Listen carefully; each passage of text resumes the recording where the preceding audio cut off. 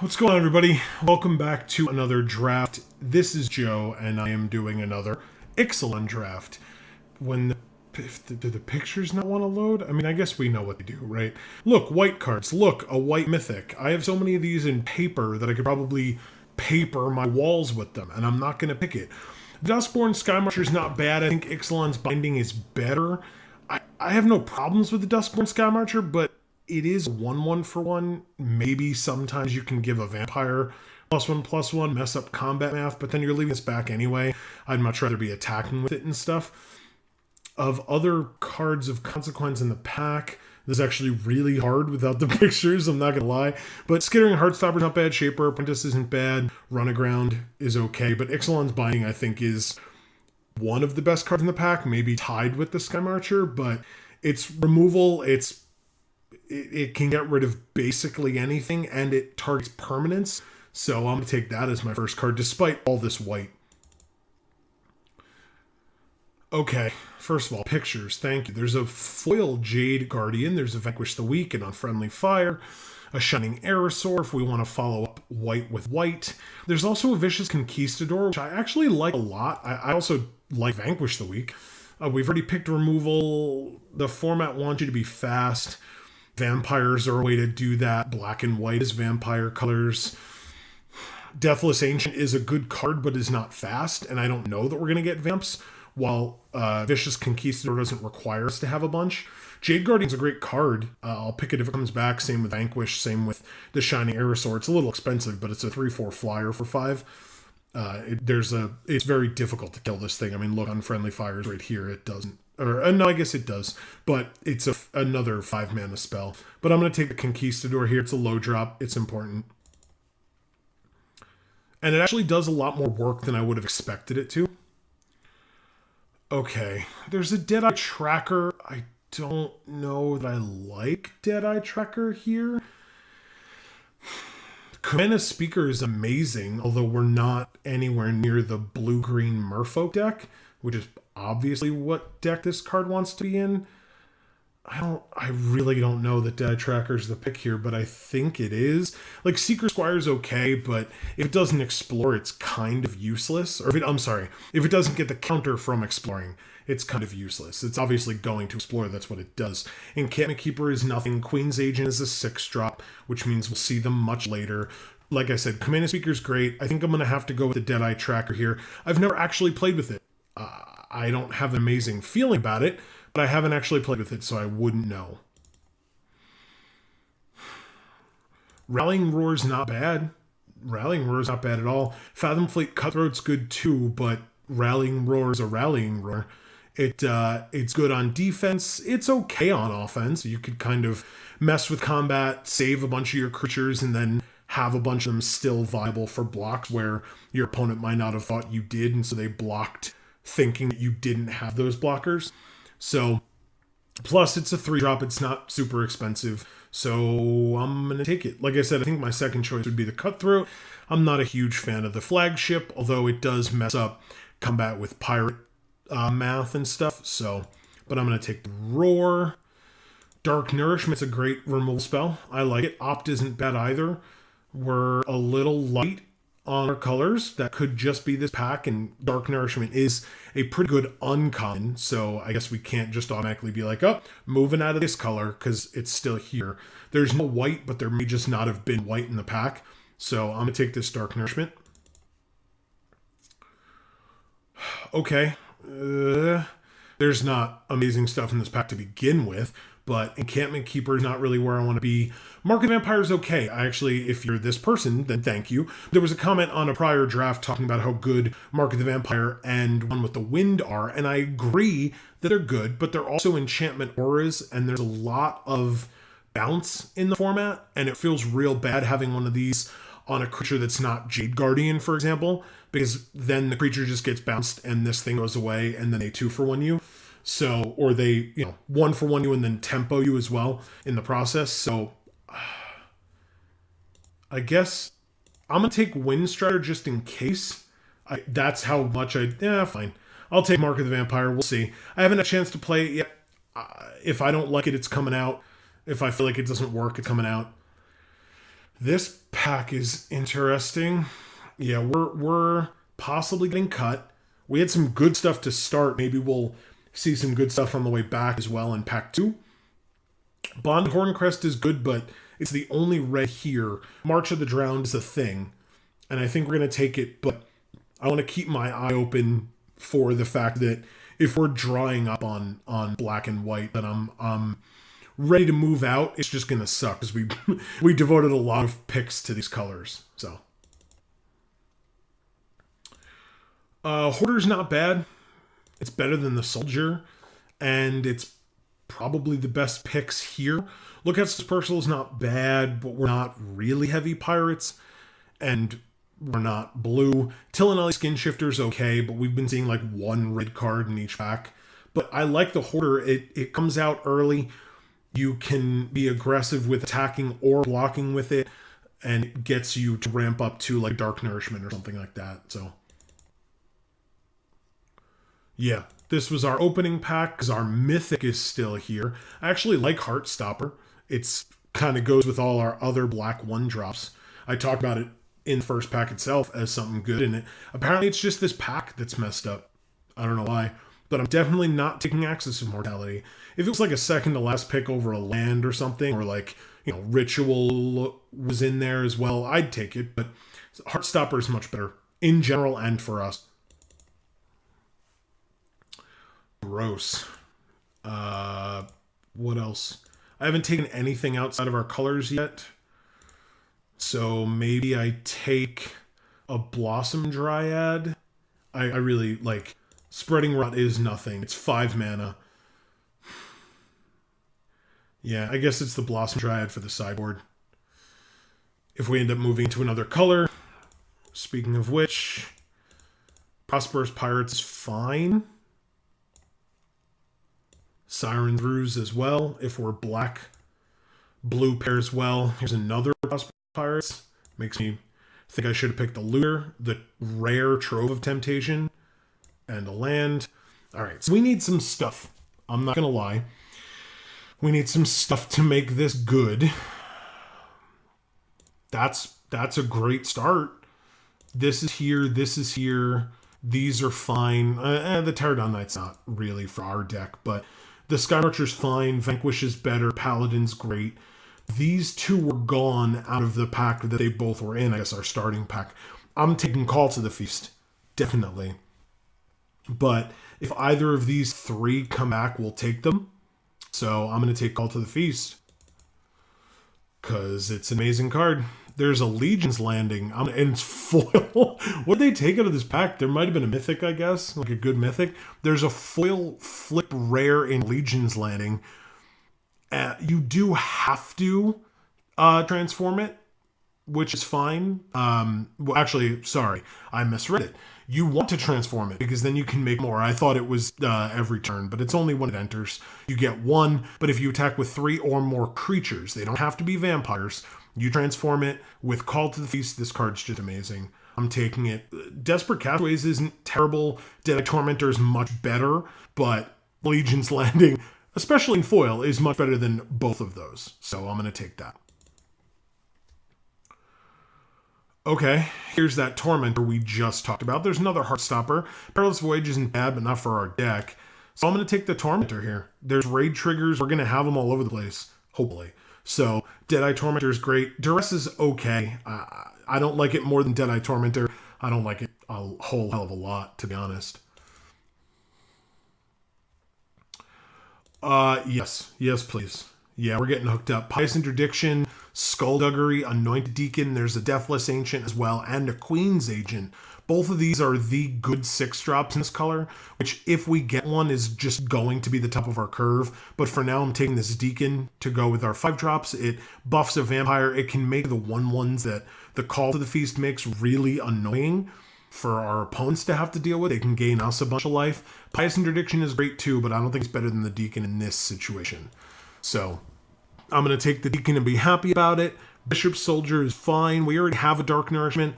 I don't really want to pile up 5-drops. Yes, I see the Revel in Riches. No, I'm not taking it. It's going to be the Bishop Soldier. Skyblade's not bad, but Bishop Soldier is better. They're the same mana cost. This one flies, but this one has more power, and with the buffing up that we can do, I think Bishop Soldier is going to be better for us. Okay. Heartless Pillage, I'm not a huge fan of. Raptor Companion, I am totally fine with. There's also the Skyblade now. And I guess there's an argument with all of our vampire love for the Skyblade over the Companion. I think Companion's better in a vacuum because of the fact that it's 3 power and you want to be faster. They're both 2 drops. This one has evasion, and they swap their power and toughness. But we only have Deacon right now, I guess, that cares about vampires.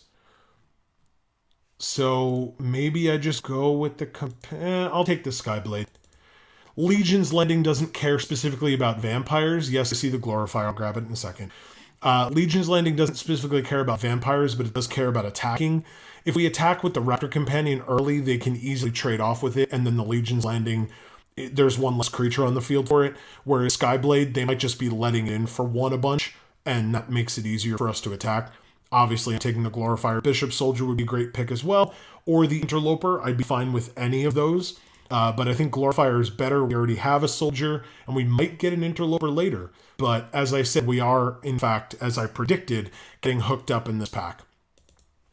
Because I think someone to our right was in those colors. I'm taking this Sky Marcher. It's fine. It's great. It's a vampire. It's better than March of the Drowned because we don't have a lot of pirates. So, in fact, I might just get rid of this one. But I'm going to take this Sky Marcher.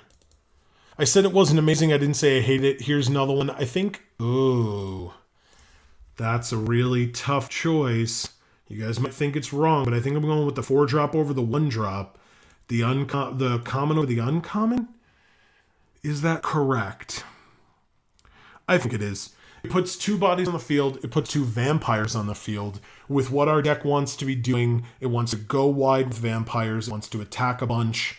So I'm going to take the Paladin over the Sky Marcher. Thankfully, we already have 1.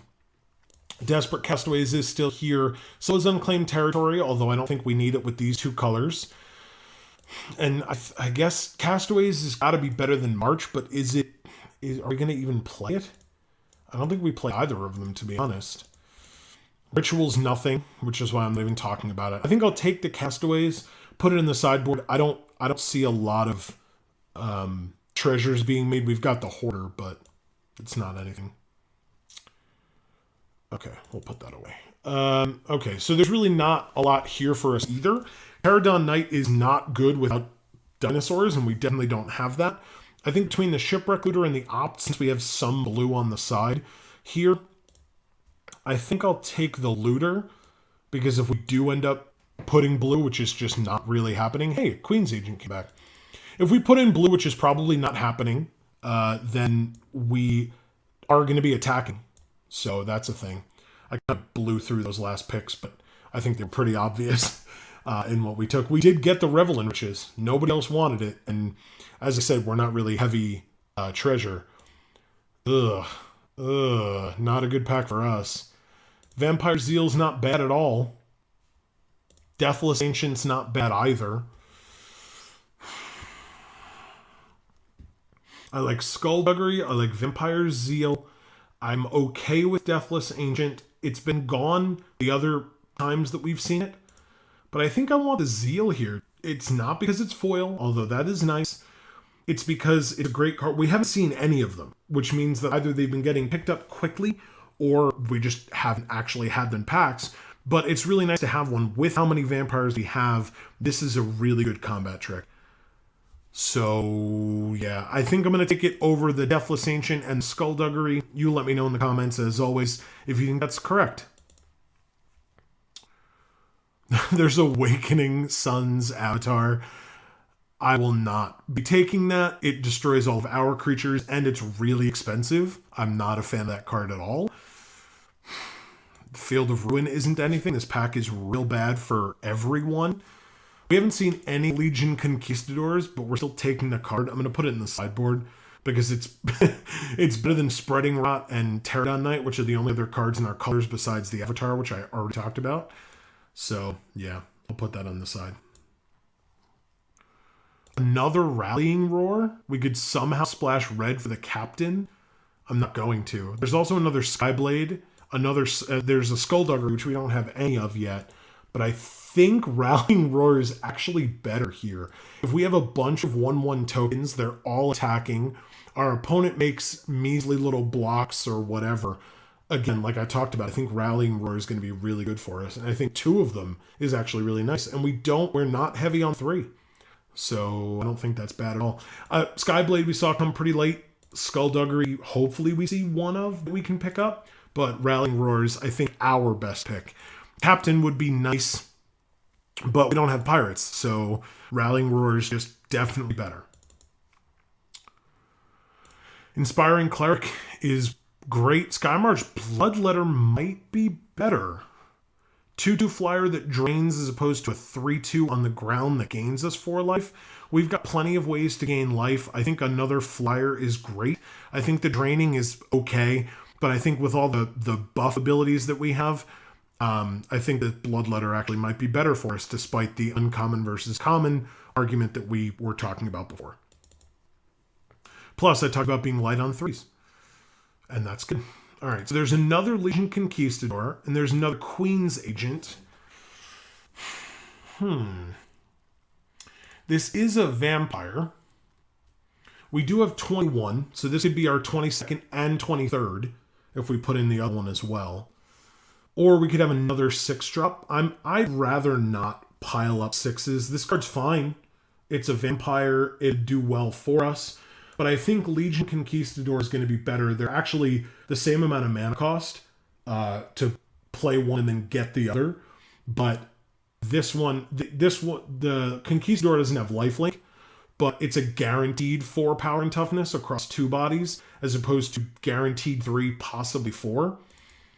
So that's I'm just trying to explain my rationale. Whoa! What? Holy crap! Oh my god. Wow. Okay. I guess we're in the right deck, huh? Holy crap. All right. So I think, oddly enough, I think that the pick is the Conquistador. It's a 1-drop. I actually like it a lot more than I feel like most like it. Glorifier is a great card, and we are going to be gaining life, but it is 5. I'd rather be a little bit fester. I'd rather not have to do a lot of like life gain shenanigans and then have to do Glorifier a million times. I'm going to try the Conquistador here. Once again, let me know. Maybe you think I'm totally wrong and an idiot, and I'm totally ready to hear it. But I'm taking the 1-drop. There's an Interloper. I'll take it. I actually might cut it, but because we're at 23. But I'm going to take it. I like this card quite a bit. There's another Queen's Agent. I'm going to take it. I might just put it in the side for now. There's really nothing here for us. There's a Heartless Pillage that I will take and not play. Okay, it's another Spreading Rot, I guess. Yeah, I mean, we've got enough stuff, even in the sideboard. Take a 3rd Prosperous Pirate. Opt. Why not? Shorekeeper. Whatever. Yeah, these picks weren't much. We actually won't have a lot of cuts to make, if any. That's great. What do we see? Person to our other side. So maybe we just got unlucky with picks in pack 1. It looked like we were getting cut towards the end there. Maybe the packs were just thin on black and white, because in pack 3 we got hooked up like late. There was that one pack with the Conquistador and the Glorifier. I don't know what both of those were still doing there. Especially the Glorifier, right? I mean, obviously, if somebody was cutting us on black and white, maybe it was 2 different people, but and so one was cutting us on black and one was cutting us on white. All right, so if we do this, this is what it looks like for us so far. I'm going to have to see how this Deadeye Tracker plays. It is 1 mana, but it is a pirate. It might be a little too slow. So I might just take it out now and have that be my 1 cut. It is a 1-drop, which kind of makes me want to keep it. But at the same time, just because it's a 1-drop doesn't mean it's good. Like I said, I haven't used it yet. So if you want to leave in the comments and be like, Joe, that card's amazing, you're an idiot. Again, totally fine. You can call me an idiot if you'd like. I haven't used it yet. I haven't tried it. And it makes me a little nervous because it doesn't follow our plan at all. It's a pirate and it tries to explore. Like, I'd rather be using our mana later on in the game for removal spells or making more vampires and things like that. So I think I'm going to take out Tracker. And I guess with the Conquistador, maybe I put in the Conquistador. But the question then is, if I add land, 4, 5, 6, 7, 8, 9, 10, 11, 12 black mana symbols, 8, 9, 10, 11, 12, 13, 14 white. So it's not drastically different. We just put 1 more white than black. Although if we're doing 16, which we probably shouldn't, because we only have 1 treasure maker. All right. This is interesting. Maybe I take out Mark. I wasn't a huge fan of it to begin with. I don't think we necessarily need more lifelink, although gaining life is fine if it comes with dealing damage to your opponent or killing the creatures or something like that. But I think this is what I'm going to go with. Let's see how we want to add land here. Yep, 1 more white than black. That's what I said. We'll add it to the deck. And that's going to be it. I'm going to save it. And we'll be back with round 1 in just a second. As promised, we are back with round 1. Let's see. Are we just glitching here? What the hell's going on? Yes, I will go first. This is a fine hand. 1 more land gets us called to the feast. We have turn 1, turn 2. So I'm keeping it. My Magic Online's being a little weird, apparently, unless that's just Magic Online in general. But I'm going to play the Heartstopper and have that be my turn. I guess depending, I was going to say, if they play something, maybe I play the Skyblade. Okay. But if it's a 1/1, I can just attack with this. I don't know that I want to have the Hoarder die yet. I guess if I don't... Alright, well, I'm going to attack first. I'm not going to give it Death Touch. There's definitely no need. They're just going to take the 1. Yep. And then I'm going to play the Skyblade as a blocker for this turn, and then an attacker for next turn. If it had been the Hoarder and they tried to kill it somehow, we would have 4 in 2 turns. We still might, because we can still play it next turn. Okay. So, we drew a land. That's nice. So we don't have to, but we have nothing else to play. So let's attack with both. And then play out the Hoarder next turn.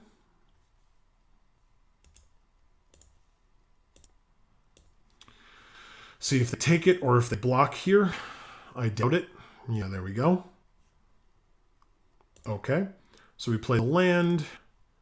We play out the Hoarder. I guess I'll keep a black up. I can bluff Skullduggery a little bit.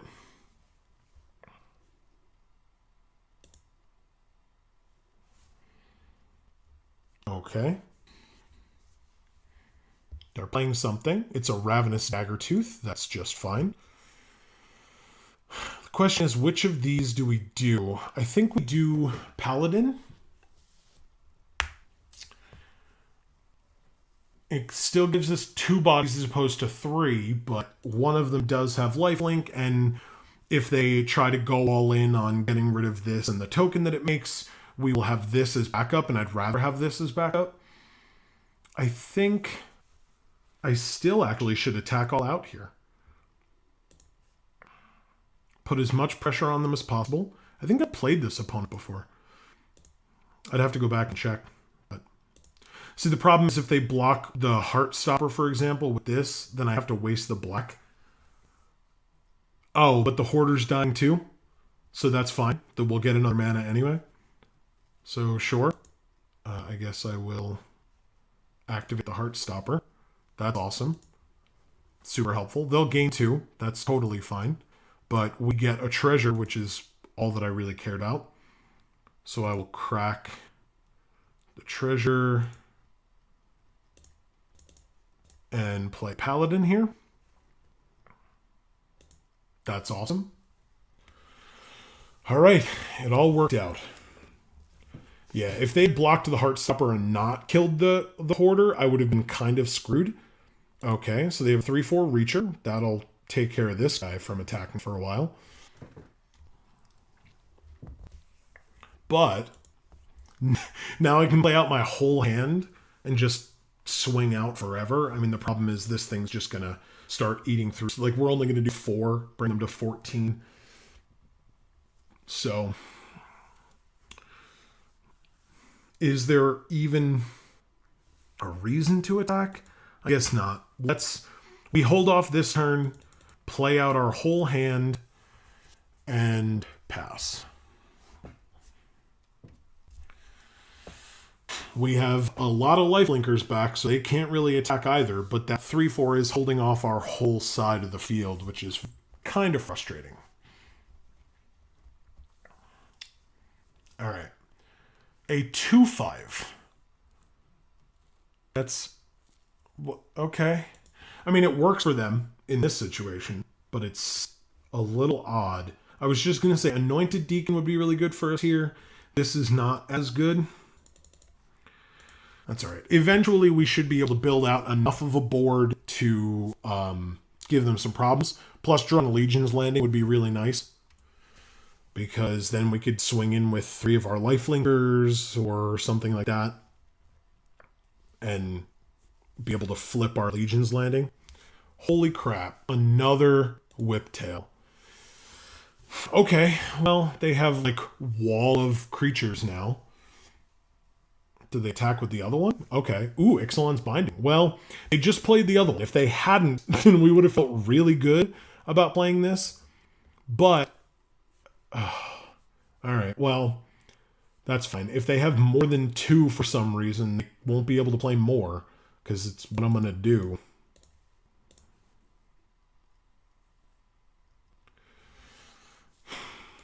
One turn too late. If we had drawn that last turn, that would have been fantastic. Without us even really knowing, to be honest. We didn't know they had another one. I wouldn't have expected them to have another one. I usually use it as a sideboard, despite the fact that it is a 3/4. I usually use the 3/4 Reacher as a sideboard card. But it also depends on what I have in my deck. They're also using a 2/5 vanilla Merfolk. So, who knows? They are effectively holding us off, so I guess I can't chastise them too much for their decisions. But they do have a Shapers of Nature. That card's fantastic. I love that card a lot. They have enough to start putting counters on things. That's going to become super annoying and frustrating. I assume they hold off. Yeah, okay. Well, we have the Legion Conquistador. We can go get another one. Question is, I guess... whoops. Too many. It's kind of frustrating because we can't attack yet. Tell me we didn't put the other Legion Conquistador in. I could have sworn we did. Maybe we didn't. Am I going to fail to find here? Nope, there it is. Thank God. Okay. I just like totally forgot and panicked a little that we didn't have the second one. All right. So, oh man, this is frustrating. All right, I guess I pass. The problem is they're going to start going off with that Shapers. And if they put it on either of their creatures, or actually any of the 3 of their creatures, if they put it on the Shapers itself, we're screwed as well. So it's unfortunate. They have us held off big time. We could get in. Okay. Of course. Interesting. There's some interesting choices that they've made with this deck. They're putting it on itself. That makes sense. It's got hexproof. I would do the same. But they've made some interesting choices with, like, just putting in Headwater Sentries because it's a merfolk, which I don't personally think is correct. I'm going to hold this land for a bit. They obviously know we have the Conquistador. Might as well play it. I guess the issue is, what else do we do? They have 4 blockers. We have 9 attackers. No, I won't use its ability. Yeah, we have 9 attackers. They can block 4 things. We'll gain 4 life, but we're kind of screwed if we do that. I think there are things in our deck that are going to let us get through, so I'm going to hold off, which is unfortunate, right? Our deck doesn't want to be sitting back and not attacking, and the menial seeming life gain off the Ravenous Daggertooth put them in a pretty good position at 17. We're at only 21, so they're doing pretty well. Okay. Well, I guess because they only have 4 Blossom Dread kind of makes sense, but at the same time, if they're dropping 4 drops every turn, they're going to have to draw some serious land before that's going to become relevant at all. Although it is 2 power, 2 toughness. Yeah, like we're just drawing stuff like this. Alright, so...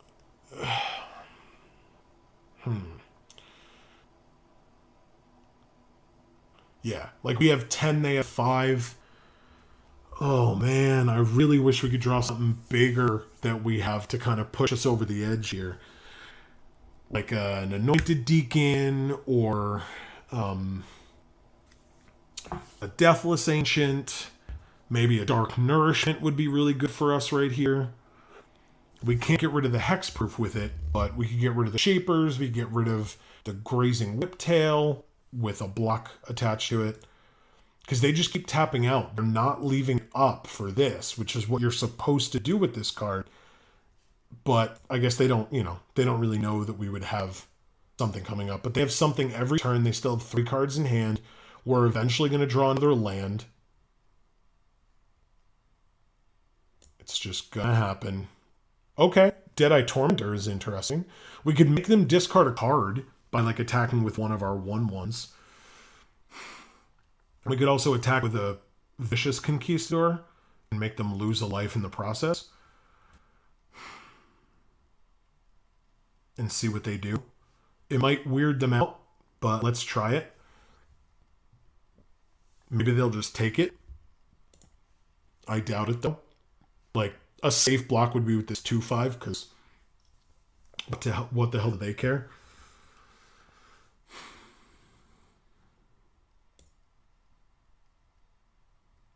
Okay.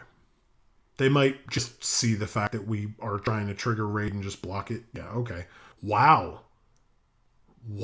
Interesting choice. That's really good to know. They're just willingly blocking with their Hexproof guy. So if we had Vampire Zeal, we would just kill it outright. That'd be amazing. Alright, well, we'll make them discard a card. If they have no way of getting rid of Ixalan's Binding, they might just surprise us and discard a Grazing Whiptail or something.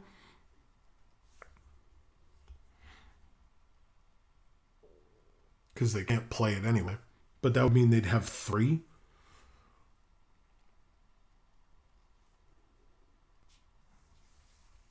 Alright, it's actually a tough choice for them, which is nice. They do have 3 cards in hand. We can see maybe if they had something up their sleeve.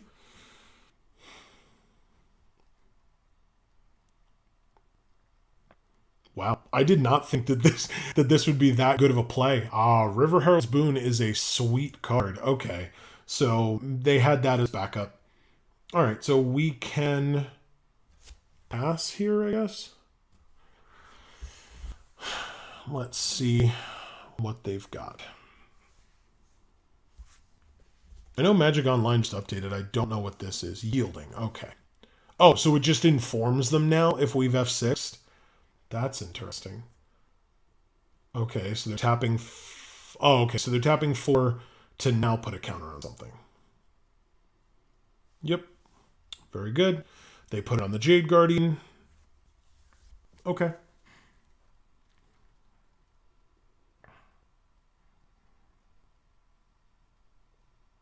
Another Shapers of Nature. Fantastic for them. They only have 3 mana now with this Blossom Dryad trick, so they can't use it again, but they did get 1 out, which is good. And maybe they have another River Herald's Boon, who knows? They're just ending their turn. We have a Rallying Roar. Do we do it? That's real tough. I say we do, to be honest. We have 2 of them. I say we do. We just swing out. Do we die on Crackback? 3, 6, 9, 11, 13, 15, 19. And then,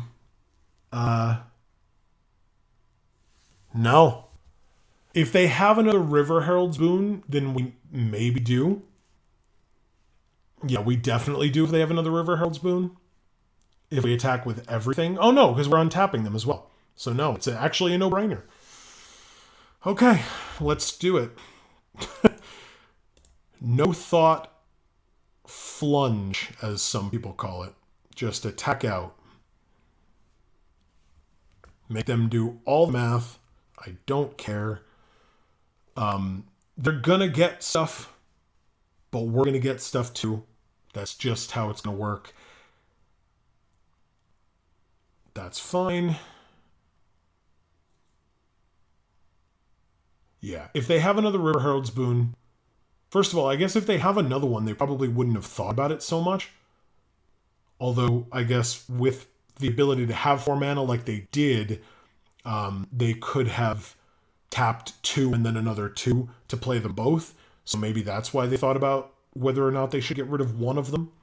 All right, so they likely have us on Rallying Roar because they're not making any of the blocks in such a way where Rallying Roar would hurt them.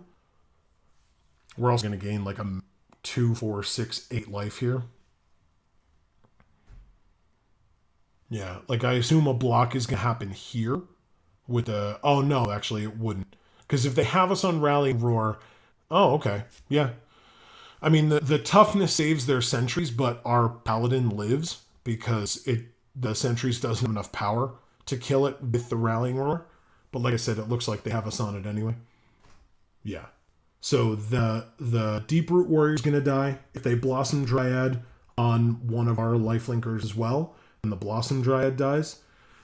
But it's a way to trade off. Make sure that our 1/1s die. Alright, so they've declared their blockers. Let's play the Rallying Roar that they probably totally saw coming. And that's fine.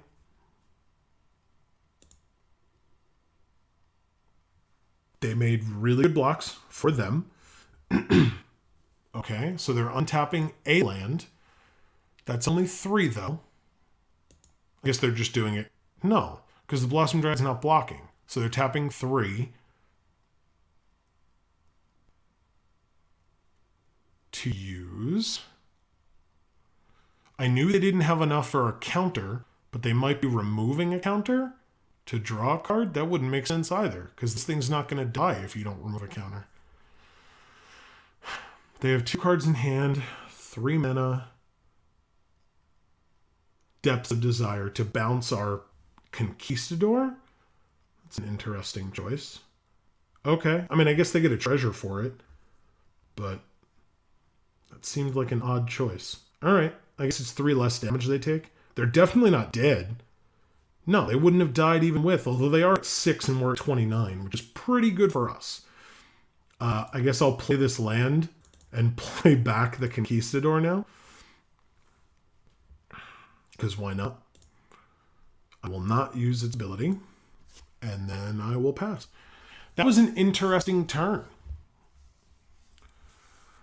Now they're at 6. We have 6 creatures. They have 6 creatures. But they can put +1/+1 counters on their creatures forever. Thankfully, we still have our Paladin, our 3/2. Their 3/4 Reacher didn't die, so we can't do shenanigans with our Flyer. which is unfortunate. And even if we get an anointed deacon, that doesn't put this over the top to be able to kill this. 6 mana. They can have up to 8, which would make 2 counters. Or just play the last card in their hand. Yep, it's a Thundering Spineback. Interesting choice. They have one other dinosaur right now on the field, which is the Grazing Whiptail. So that becomes now a 4/5, even worse. And every turn they can make dinos if they want. But then they're missing out on counters. But it's a 3/3 dino that is a 4/4 dino while this is still on the field. So yeah, problematic for us. Bishop Soldier doesn't get us there. They have 6 blockers. We have 6 attackers. There are no bad blocks for them. Like, literally at all. Even though they're at 6. I think we still have ways of doing this. But none that are good. The Bishop Soldier actually helps as a blocker really nicely. Because we can set up some blocks with like a Bishop Soldier and a couple of the Lifelinkers, or a Bishop Soldier and the Paladin, to kill even big stuff. And we'll gain life, their creature will die, and we'll just be in a little bit better of a position life total-wise. Although, not really in any other way than life total-wise. Of course, we drew a land. Alright, that's fine. We actually haven't drawn a land in a while. I guess I can't complain. I just have PTSD from 2 weeks ago, if you guys watched that video. But we're going to pass here. We're going to see what they do. They didn't do anything, so I'm assuming at the end of our turn they're going to put counters or make a dino. Make a dino. Okay, that's fine. They have a 4/4 trample dinosaur. It's going to become a problem real quick. Now they can do nothing? What are they doing? Oh. Yeah, so they removed a counter to draw a card. Okay. That's the thing. They have 8 now, so they can put 2 counters. They can plus, well, they have 9 technically with the Dryad. Okay.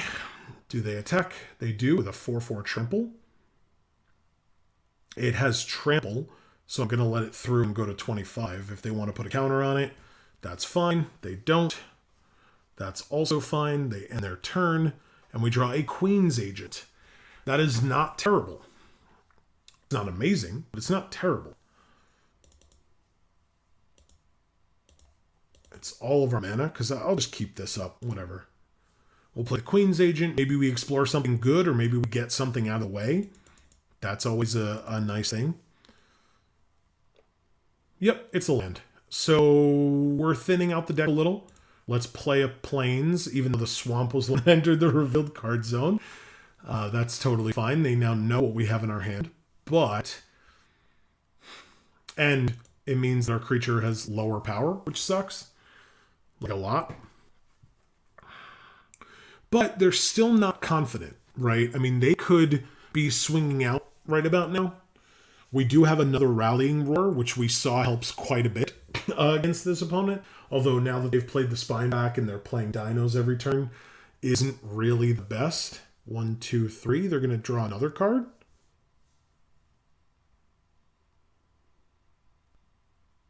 Yeah, they are. Interesting. Okay. I guess they're trying to get enough land where they can make a dino and then put a counter each turn, which now they have. Okay. All right, let's see what they do. Both dinos. Both tramplers, I should say. And that's it. All right, so 8 brings us to 17. Yeah.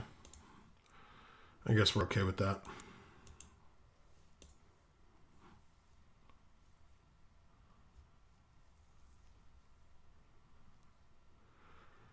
All right.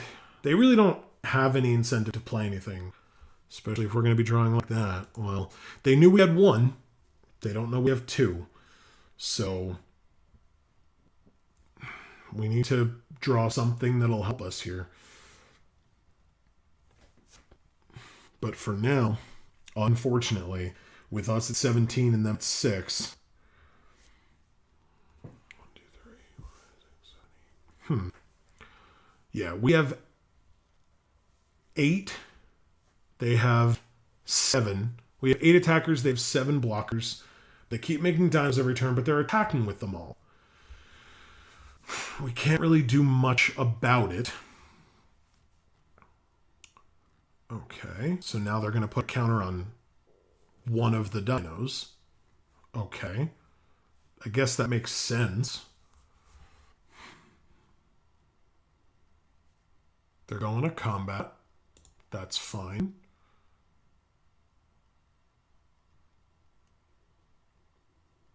Okay. So they're only attacking with their tramplers. They can put 2 counters, right? What? 5, 9, 10? They can put 2 counters on something. So we need to block a 4/4 with 6 power and toughness, or 6 power to kill it, and a 5/5 with 7 power to kill it. And if we do that, then we automatically lose. But right now, they're just attacking us for 13 to bring us a 4. So we just automatically lose next turn anyway. I guess we have to see what we draw, because they have 3 cards in hand. So they've been building up quite a defense. At least, you know, card-wise. They could still play something second main. But we go to 4, they're at 6.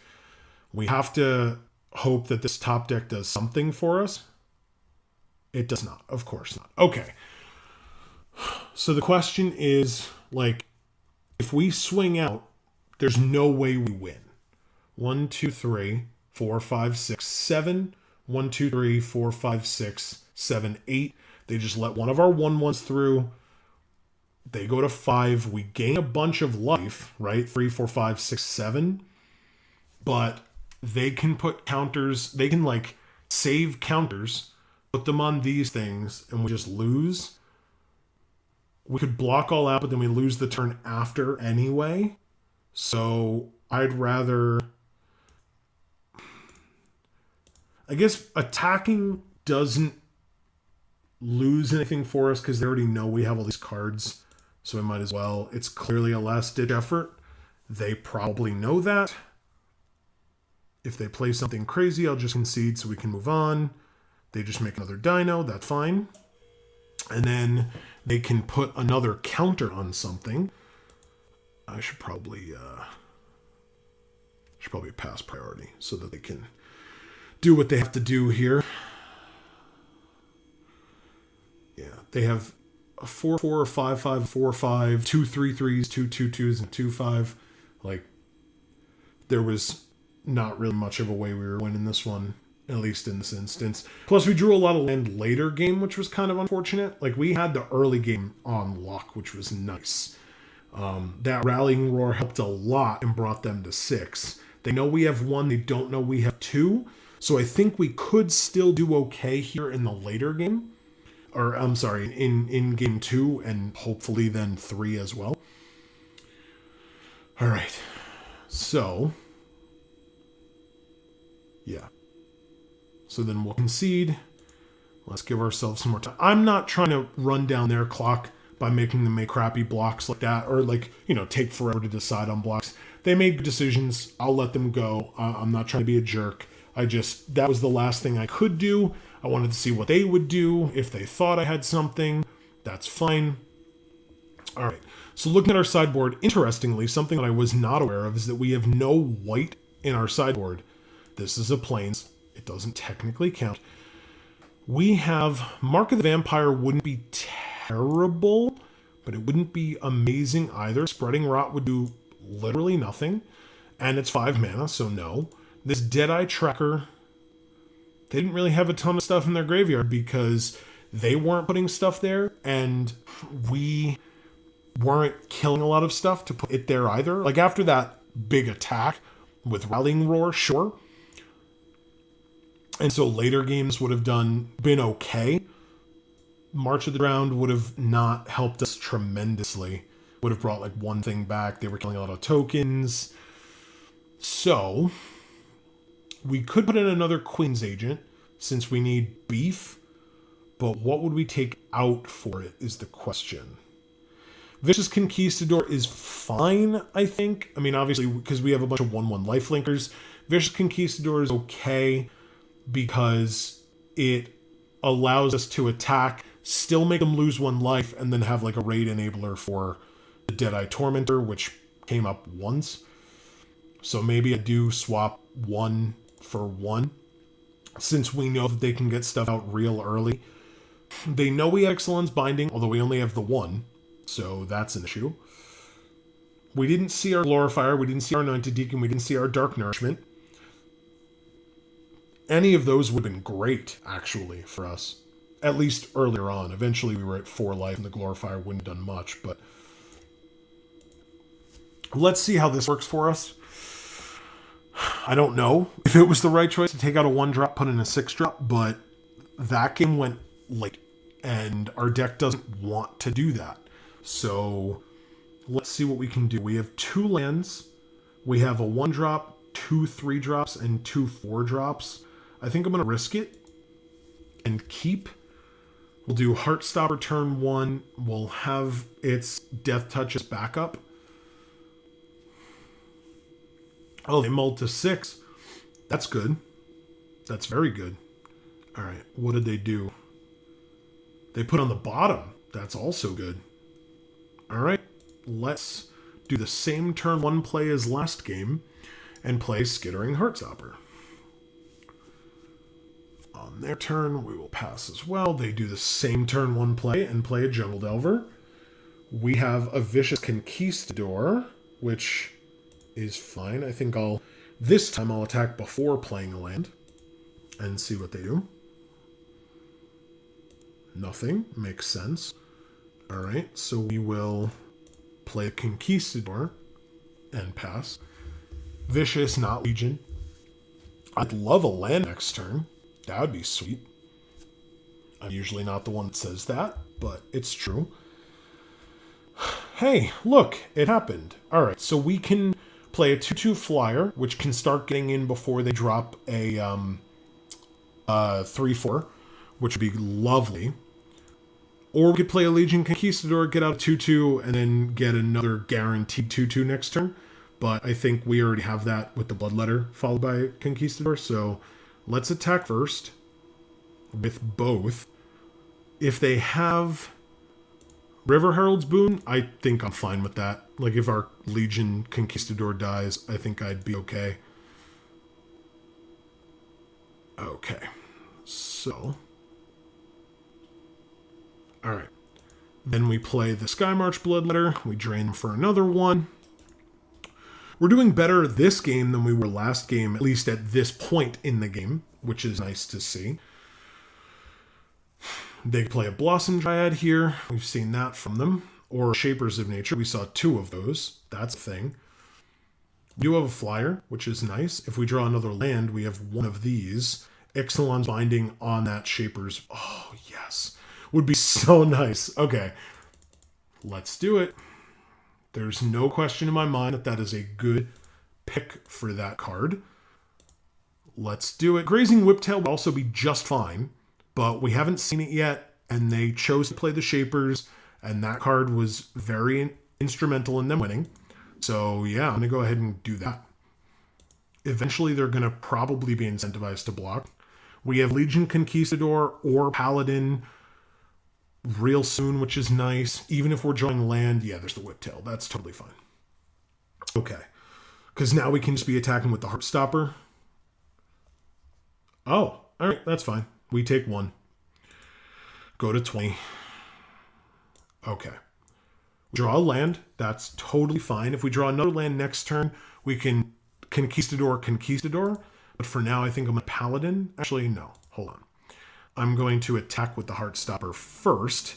We have enough mana, thankfully, to be able to give this Death Touch and still play Paladin if we have to or want to. Okay, good. And then, perfect. We play Paladin, we get 2 creatures out of the deal. That's awesome. The other thing that's nice is that this has 3 power. And so we could block with this and kill this. Not that they're going to attack with it, but we could. Okay. What are they playing? 4. They could just put a counter on this, but that would be silly. It's a Storm Sculptor. They're going to bounce one of their creatures. Interesting. Storm Sculptor's not a bad card, but right now they're kind of ruining their own... Oh, okay, they just replay the Jungle Delver now. But they didn't have anything else to do with that mana anyway. So that worked out nicely for them. Sometimes when you're facing an aggressive deck like ours, you don't really want to be tempoing yourself by losing cards. Okay, so we can do exactly what we said. Legion. We can also... I don't think there's a need to do anything more than attack this Heartstopper right now. Unfortunately, if they make us use its Death Touch, then that sucks. Because then we can't Legion. Good. They're at 8. More pressure. More and more and more pressure. Yes. I will use its ability. There it is. That's fine. It gets revealed, and then it gets played. Sweet. I don't want to use its ability. And I will pass now. We have 7 creatures on the field. They have 3. If they let 4 of the weakest through, they take 1, 2, 3, 4. Okay. So now they have another creature. They have 1 card left in hand. Ugh, Jesus, what the hell? Alright, fine. That sucks. Wow. Alright. 5.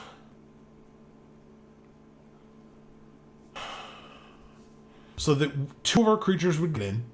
The Heartstopper and the Lifelinker, for example. They'd take 2, but they'd lose 1, so they'd go to 5. Oh. They're getting rid of blocker. That's fine. I'll take 3. What do we draw? Nice. Very nice. I'm probably going to be attacking with 3 more creatures. If they're going to be attacking us for 3, we have to put in a little bit more pressure here. So let's do it. Let's play the Legion's Landing. We get another 1/1. We can attack with... basically everybody. They have 2 3/4s, which kind of sucks. But let's do it. Let's Legion's Landing. We need 3 or more creatures to attack. If we attack with everybody... Alright, they let that happen. That's good. If we attack with everyone, we will have just a 1/1 Lifelinker, which is also 4, which is sweet. But we'll also have the ability to use it to make another one as a blocker later. So it can gain us some life on top of it. We're also going to gain just the 1 from the attacks here. Drain here. And with 4 blockers, they block 1, 2, 3, 4, and take 1, 2, 3, 4. So they go to 4. Yeah, I think that makes the most sense. Let's swing out. Sure, we'll do it that way. Let's always yield and always yield. The Legion's Landing actually technically is only going to go off once, so that's fine.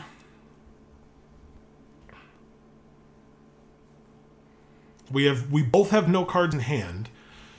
They're choosing blockers. That makes sense. That makes sense. They have a 2/2 and a 1/1. They're going to lose their 1/1, and they're likely going to lose their 2/2, although they could block one of our smaller guys, although that wouldn't make a ton of sense because they'd be taking more damage, and they're already at 7. Wow, okay, they do that. Interesting. All right. Okay, so they trade their 1/1 for ours. We gain a life off that. They take 2, 4, 5. So they go to 2? That seems great for me. I can make a 1/1 on their turn, and I can make another 1/1 on my turn. Oh, I guess the 1/1 on my turn wouldn't be relevant for combat, but still.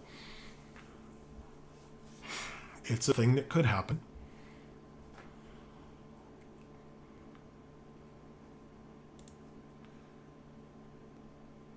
Just the 3/2. It's unblockable, so it comes through. That's fine. Our clocks are real low, and if I win this one, we're going to game 3. They're playing something.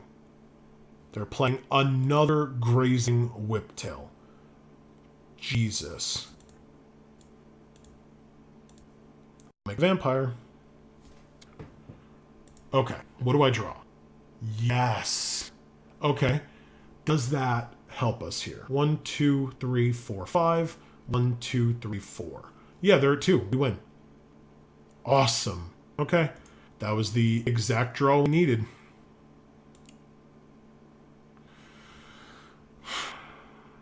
I wish there was a way that I couldn't slow roll this, but I kind of have to wait for those blocks to happen. I'm going to play this and see if they concede. They haven't yet. So, there we go. Okay. All right, game 3. I have 7 minutes. They have 8 and less than 8.5. That's what our deck wants to do. We just have to be fast. They have 3 Grazing Whiptails. They have at least 2 Shapers of Nature. We don't know if they had another one in hand. Oh, no, they didn't, because they were down to 0 cards. It would have been better if we played it on the Grazing, but we didn't know that. Although I think maybe next game, if we have Ixalan's Binding, we might just wait for the Grazing Whiptail to come down. The first one, at least. That was the majority of their blocking force. At the end there, it was 3 out of the 4. That is a garbage hand. God damn. That sucks. All right, let's mulligan.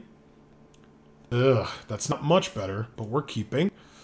This can go on the bottom. I don't want it. Although we're gonna shuffle after the Conquistador, but it's not a real deck anyway. Like, it doesn't really matter. All right. They played nothing on turn 1, which is outside of what has been happening in the past, but we're going to do the exact same. They're playing nothing on turn 2, but we are, because we just drew a Bishop Soldier. That's awesome. Very interesting, though, the dynamic of the fact that we both had turn 1 plays for the first 2 games, and I think turn 2 plays as well, and they played nothing again. All right, let's attack first and see what they've got. They might have something to stop us here. Okay. Cool. Cool. Let's play the Conquistador. Getting ourselves a Conquistador out of the deal. This card's not bad. It's helped us quite a bit. And that's it. They are playing... What are they playing for 3 mana at the end of our turn? Oh, a Depths. Okay. That's fine, I guess. No complaints there. They got a treasure, which they might have needed. Nope, Shapers. Okay. Call to the Feast. That's probably better here than Legion again. Let's flat out pass. I don't really want to attack a 2/2 into 3/3. I don't have Rallying Roar. Plus, I don't have the mana up to even bluff it. Ugh, Grazing Whiptail. It's 2 green. It's turn 4. It's a Jade Guardian. That's unexpected. With at least 3 of them in their deck, it's unexpected. They have 2 3/3s now. That is a problem. But we have 6 mana, which is nice. We have Vampire Zeal as well, which could make this a 4/4 first strike. And we can't do much else. So, let's attack.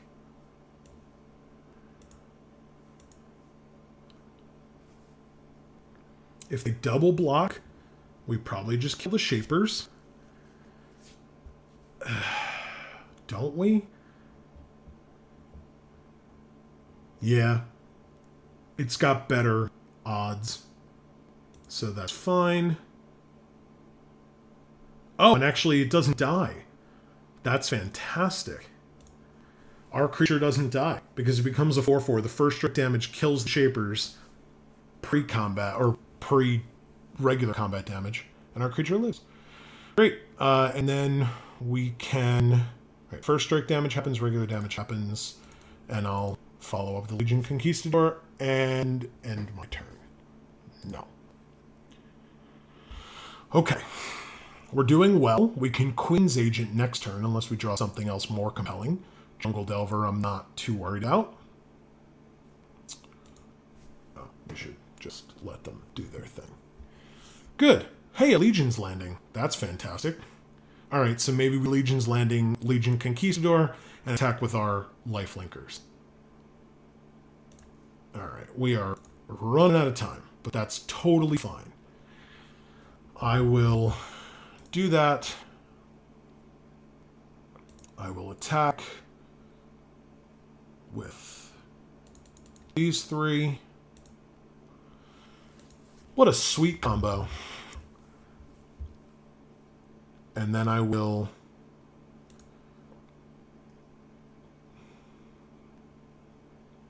wait for them to block. Maybe they only block with one. No, they trade. That's awesome. That's really good. Oh. Okay, or they River Herald's Boon and save it. That's fine. Okay. One on each. That happens. Alright. And then we Legion Conquistador to end our turn. No. Alright, we're getting low. We've got a Queen's Agent.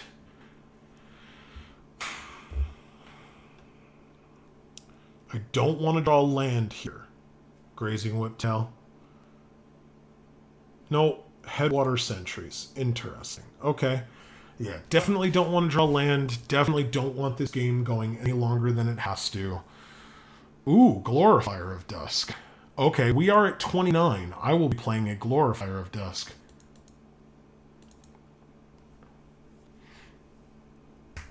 Yep. Alright, so we can give it Flying and Lifelink. Or, sorry, Vigilance, excuse me. That's going to be it. No attacks. Not this turn. Next turn. We can give it Flying. I don't really see a need to give it Vigilance. Here comes the Whiptail, though. They tap that mana real fast. But they have no way of saving it. So we can give this Flying. Okay. Ixalan's binding on the Whiptail. Hell yeah.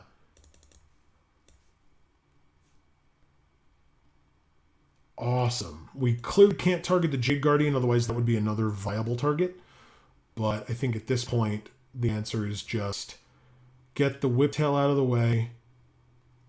Oh, I didn't pay the 2 life first, did I? Can I not do it now? Great. Well, then we don't do it this turn. I haven't used this card before. I guess, yeah, there's no time for me to do it now. So that's fine. I skipped through. That's my fault. I now have 3.5 minutes left. That sucks. All right. So we have Queen's Agent coming up soon, which is nice. I should have done this clearly, but I didn't. We're at 29, so I should be able to get some of that in.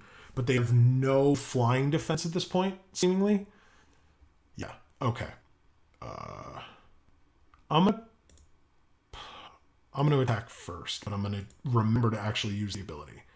Let's give it Flying. I don't need to give it Vigilance because I'm just attacking with it and nothing else. Attack. Yes.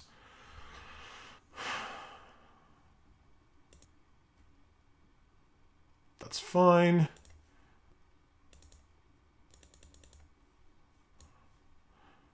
Okay. Please don't explore a land so you can actually be a 4/4 lifelinker. Damn it. Fine.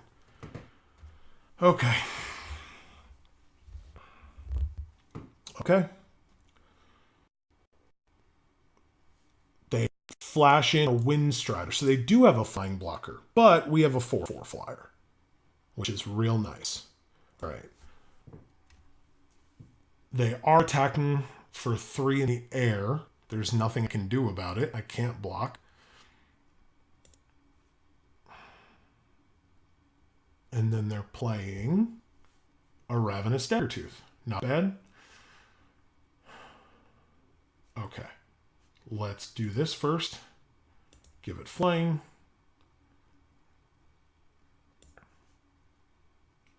Attack.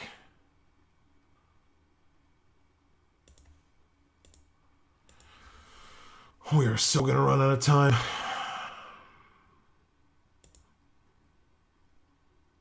All right. The problem with playing Deadeye Tormentor here is that they're probably just going to discard a Whiptail. So I think I just do this. Let it explore. Oh my god, why? Okay. Let it explore, and then, fine, I'll just play it. I could make another lifelinker, but I'll just make them discard a card. I'll pass, I don't care. Let's see what they discard, though. Oh, it's a Thundering Spineback, because I guess they figured they're not getting to that amount of mana by the time this game ends, because I'm attacking with a 4/4 flyer. I also have a 2/2 Menace, because my creatures don't like exploring anything but land, apparently, which is unfortunate. 6 mana they have now. They're going to combat.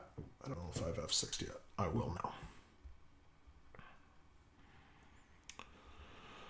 now. Okay. They have 1 card in hand. I'm hoping it's a Whiptail. They could put a counter on this and make it a 3/3. Which they don't do. They play a Storm Sculptor, bouncing the Jungle Delver, so they can just replay it. Okay. That works, I guess. Ooh, a Rallying Roar. All right, I think it's time, boys and girls. Let's give this flying.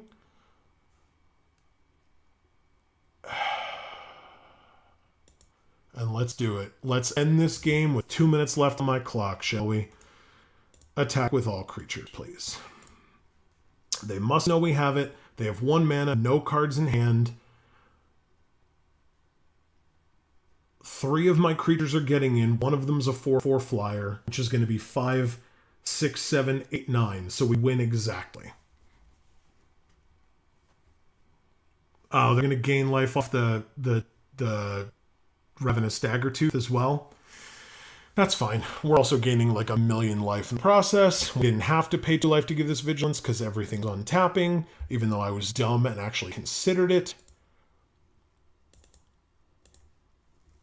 Yep.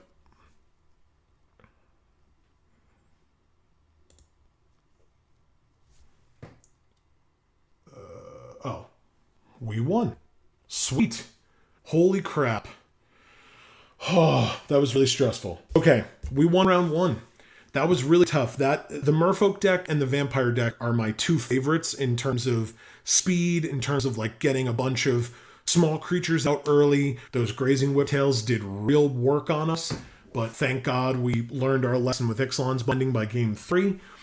I will be back with round 2, guys, in just a second.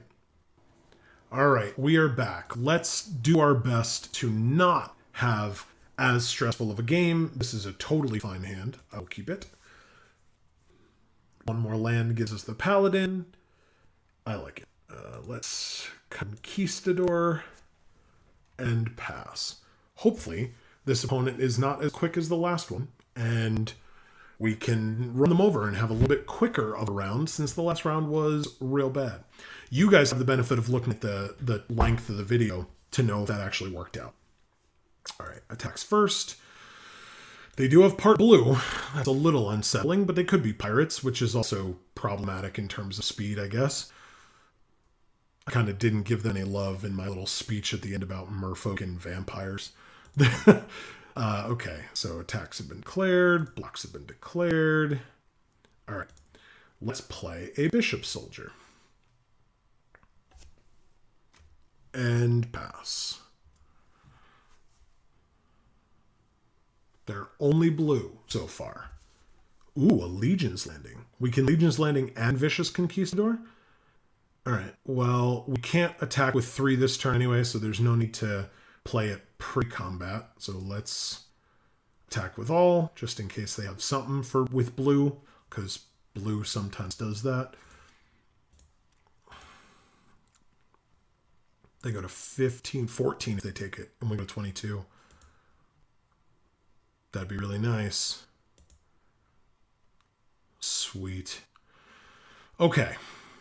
So, let's play a land. Let's play 2 1-drops. A Legion's Landing. And a Vicious Conquistador. Okay. Next turn we have this Paladin, which is nice. They got green. Well, Merfolk decks. Sweet. Water Trap Weaver happens on the 2/2. Fine. Spoilers, I'm still probably attacking with 3 creatures to flip this, although maybe I don't. Maybe I don't. Not this turn. No, there's no need. I've got plenty of other stuff going on. Let's play a Paladin, get 2 more bodies on the field, and get us that much closer to actually being able to attack with 3 creatures in a safe manner.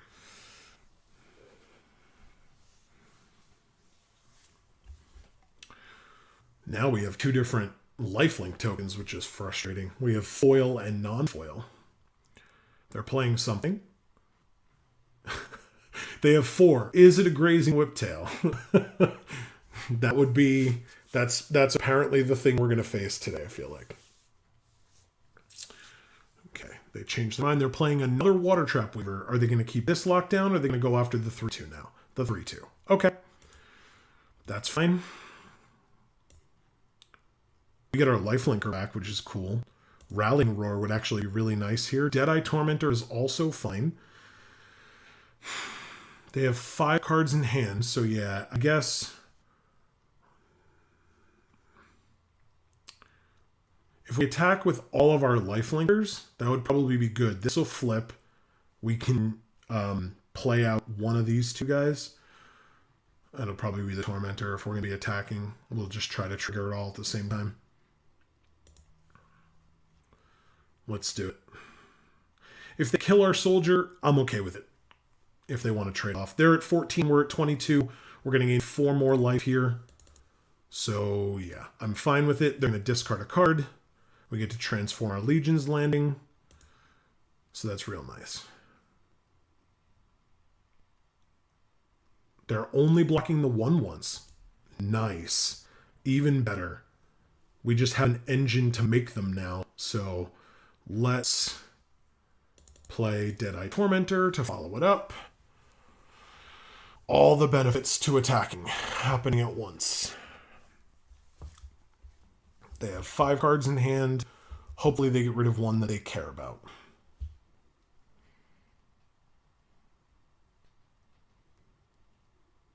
Okay. Nope. Well, maybe. I don't know if they needed it or not. We only have 1, so we can't make a thing yet.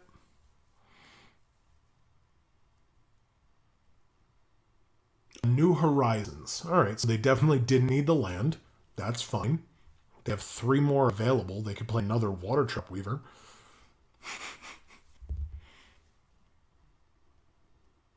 Nope, it's a Shaper. Jesus. It's a Shapers of Nature. Alright, well... I lied. That's the card we're going to play against all day, is Shapers. This time, though, Ixalan's binding on it might not be the worst play. I don't know what they're thinking about. But they're at 12, we're at 26. Ugh, we drew a land. Okay. Well, they have 2 3/3s. We have a 3/2. We could attack with that before they get a chance to put counters on stuff. They're obviously, if they block at all, they're going to block here. Actually, they might just block here. That would probably be the safer block for them. We can play both Conquistadors, which would actually be cool. Because we have this. If we're not going to use it to make a 1/1, we might as well use it to play another Conquistador out. So, do we attack first is the big question. I don't think we do. Because like I said, I think they just trade off this guy and they're happy about it. So let's go 3 for a Conquistador.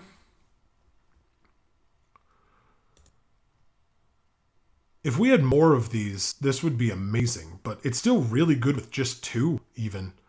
So why not? 1, 2, 3. Perfect. Nope, no need to do it a second time. And we're done. And we're done. Okay, so we're doing well. We're facing another Merfolk deck, another +1/+1 counters deck, which is problematic, but I think... Okay, they also have 2 Shapers of Nature. So yes, as I said, this will be the card we face today. But without Grazing Whiptails to badger us with, this is what Ixalan's Binding is going to be for. Skittering Heartstopper. Still doesn't want to show us the art, though. We play it.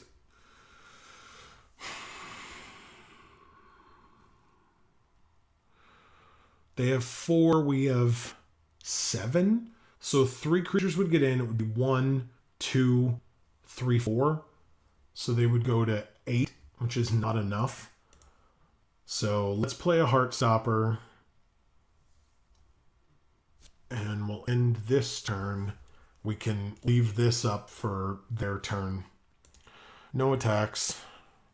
No cards in hand versus 3 cards in hand. It's a little annoying, but I think we'll get there. And they have an Atsakan Archer. It fights... Oh, good. We didn't make that 1/1. That's fantastic. If we had made it on our turn, they would have been able to kill it. Okay, so they deal 1 damage to the Heartstopper. So unless they have another one... What are they doing? So they want me to give it Death Touch. Since it's fighting. Okay, sure. If it's going to die anyway, there's no reason I wouldn't give my creature Death Touch first. Because you went after the Death Toucher for some reason. Even though your creature had 5 toughness. That was a very interesting choice.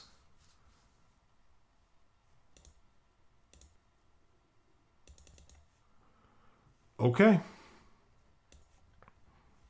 We drew a Dark Nourishment.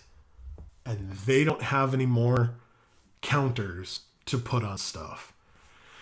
Okay, look, I am not the one to usually call out misplays because I make them all the time. But we may have seen one. I'm going to play this now since they're tapped out as opposed to waiting for them to have 7, possibly 8 mana next turn. They have 1 card in hand. So yeah, I'm going to kill one of their Shapers of Nature. We go 26. They have 3 blockers. We have 8 attackers, which means that 5 get in. So they block 1, 2, 3. They take 2, 3, 4, 5, 6, 7 and go to 5. That seems better for us. I assume, though, that they're still smart enough to block here, and then they block here and here, for example. So they still have all their creatures, and we then only have a 2-2, a 1-1, a 1-2, a 1-2, and a 2-2. So that kind of sucks. They'd go to 5, but we'd gain like 1,000,000 life in the process. That's really tough. But we're at... Oh, damn it. All right, fine. We're not doing it. We killed one of their creatures. They can pump up the other ones, but right now it doesn't really matter. They have really good plays, or really good blocks anyway, and they only have 1 card in hand, so the chances of them drawing something super relevant, it's possible, right? They could have a good top deck, or that card in their hand could be something crazy. They're playing something. Oh. Why is everybody so high on this Headwater Sentries? Alright. I guess it's got 5 toughness, and so against a deck like ours it makes sense, but why mainboard it? It seems weird. Okay. Alright, they end their turn. We got a flyer, which is nice, really nice. We can play it and make another 1/1. I think they only have 3, so they can't put a counter on anything.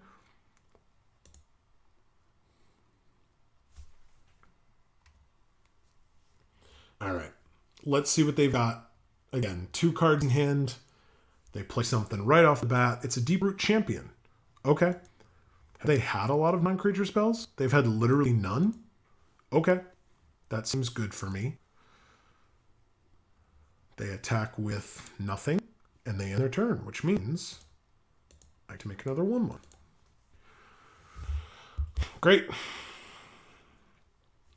There it is. If you didn't know it, that's what I was waiting for. So, let's attack. Disgusting. All right, attack with everybody. Let's scare the pants off of them. Let's always yield. They're at 10.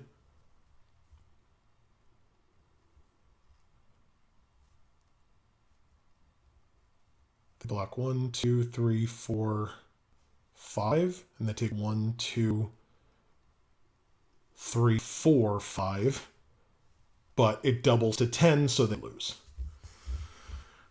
Oh, they're blocking the 1, 2s. Oh, because they're trying to kill them. But they don't realize that they're going to take 4, 8, 10, 12, 14. Okay. I guess they could put counters on stuff, but they can put 1 counter on 1 thing. So, let's kind of blow them out. Definitely blow them out.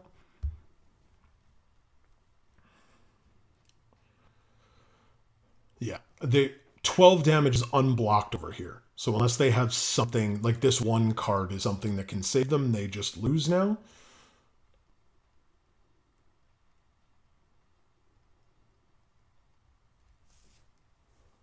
They might be doing the math. They might be tilting out and throwing things. I hope it's the first one, because I don't... They're playing a River Herald's Boon. That doesn't... None of this matters. All of the unblocked damage is lethal. And that was the only card in their hand, so they just gave us information before the end of the game. Alright. Yeah. Yep. I like it. We're playing against another Merfolk deck. Damn shame. But we did pretty well. I think it's interesting. I don't know if... I think our opponents, our first round opponent's deck was better, right? With the Grazing Whiptails, at least against us, it was better. If we get our Ixalan's Binding, we're saving it for one of the Shapers of Nature, hopefully, again, as soon as it comes out, so that we can get it out of the way early and not have to worry about it, because that was, again, kind of a big game for them. I love Shapers of Nature for that very reason. We have 2 land. Oh, man. Talk about a problematic hand. I want to keep it because any land gets us these 2 creatures, and any white land gets us this, and we're on the draw. That's my rationale. That's what I'm sticking with. It sucks that we have a double white spell here, but we drew it anyway. Never didn't have it. That's awesome. Yeah, we have a double white spell here, which kind of sucks, and then like 2 5-drops, which really sucks. They don't have anything on turn 2? No, and we have Ixalan's Binding. We're going to hold on to that for a while.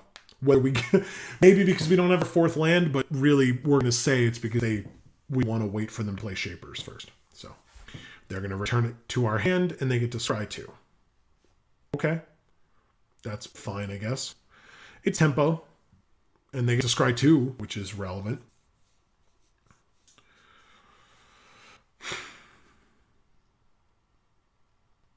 They're going to be real upset about that when Ixalan's Binding comes down, because this says non-land permanent.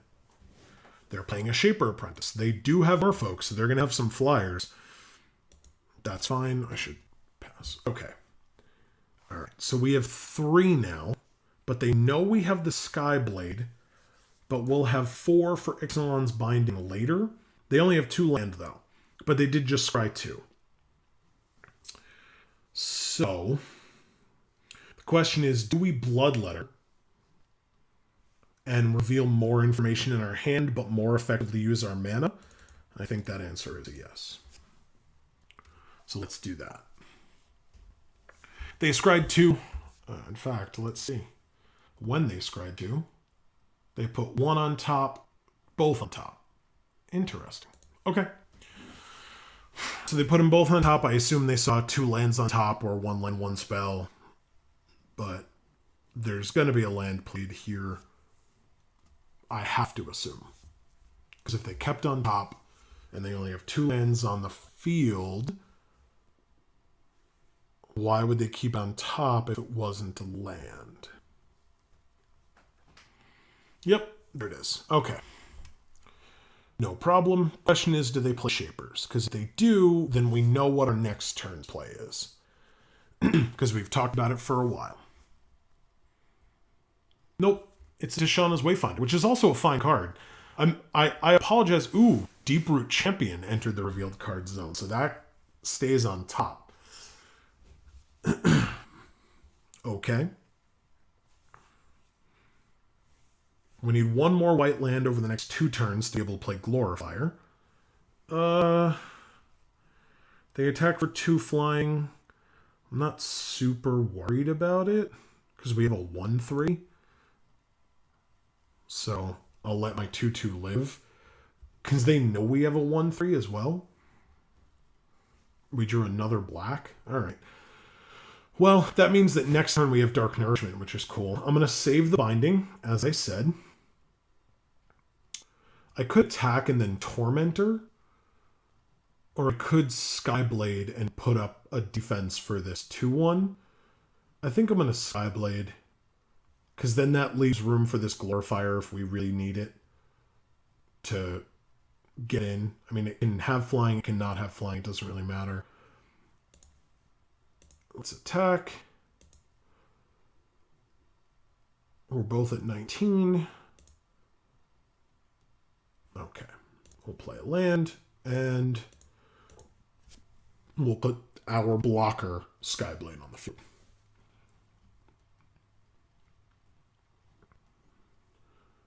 I assume they're going to want, if they have the Shapers, they're going to want to play it soon because they want to give this more counters. Nope, Water Trap Weaver, which I assume taps this one, but it could, I guess it could tap the 2/2. But I'm assuming they're going to want to get in and they can attack for 5 that way. Yep. That's fine. We can kill the Tishana's Wayfinder with the Dark Nourishment and gain back 3 of this 5 life that we're losing.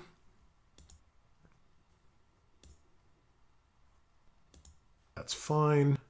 We have a Rallying Roar as well. Let's... 3 cards in hand. I still think we do it now.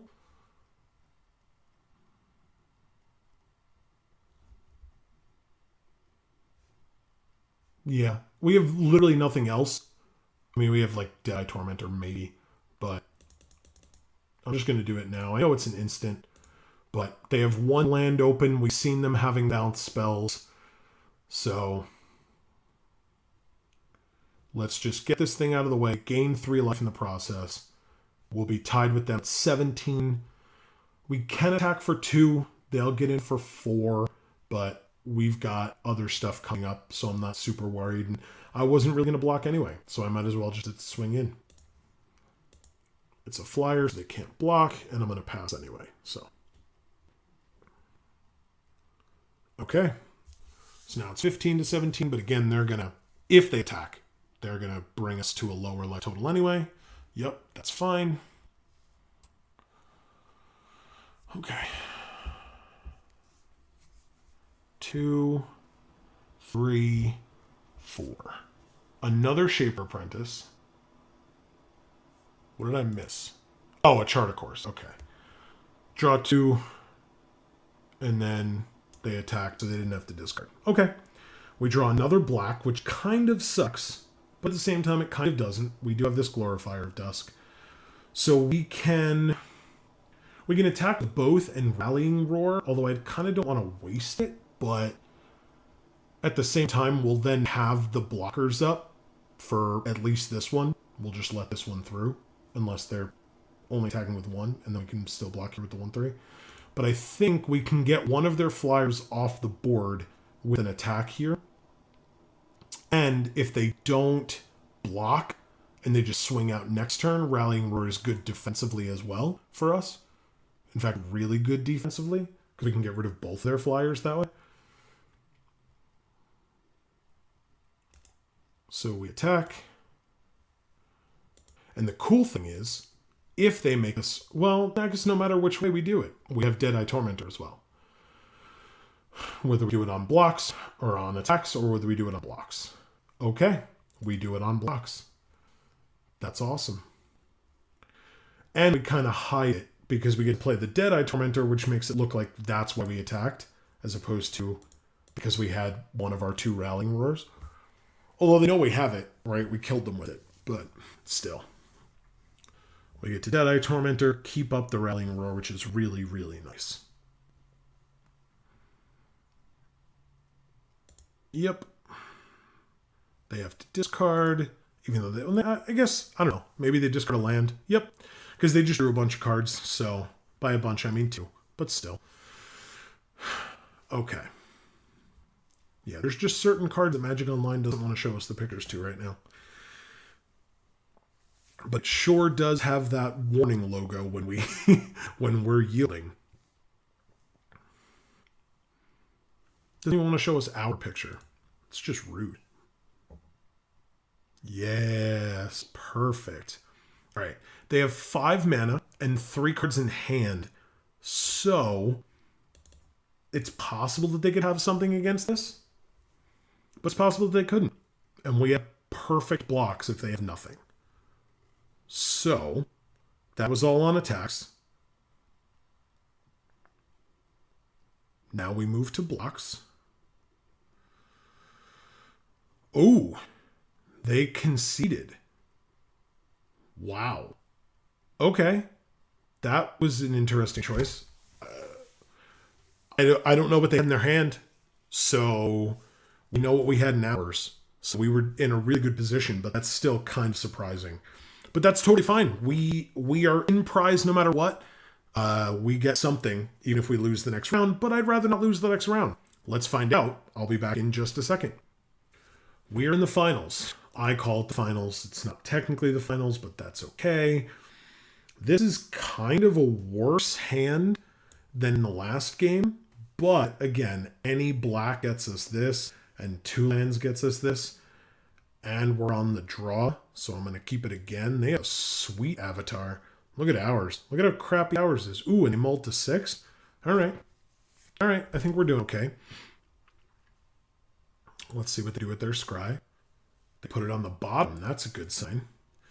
They have red. That's also a good sign. Maybe we won't face a Shapers of Nature in this one. Maybe. Maybe. Hey, a Rallying Roar. All right, well, we're in white, and we're passing. Okay, we have a Bishop Soldier next turn. Hopefully they don't have like a Raptor Hatchling or a Raptor Companion. Anything that says Raptor in its name. They have a Phantom Fleet Firebrand. That's not amazing either, but still. Okay.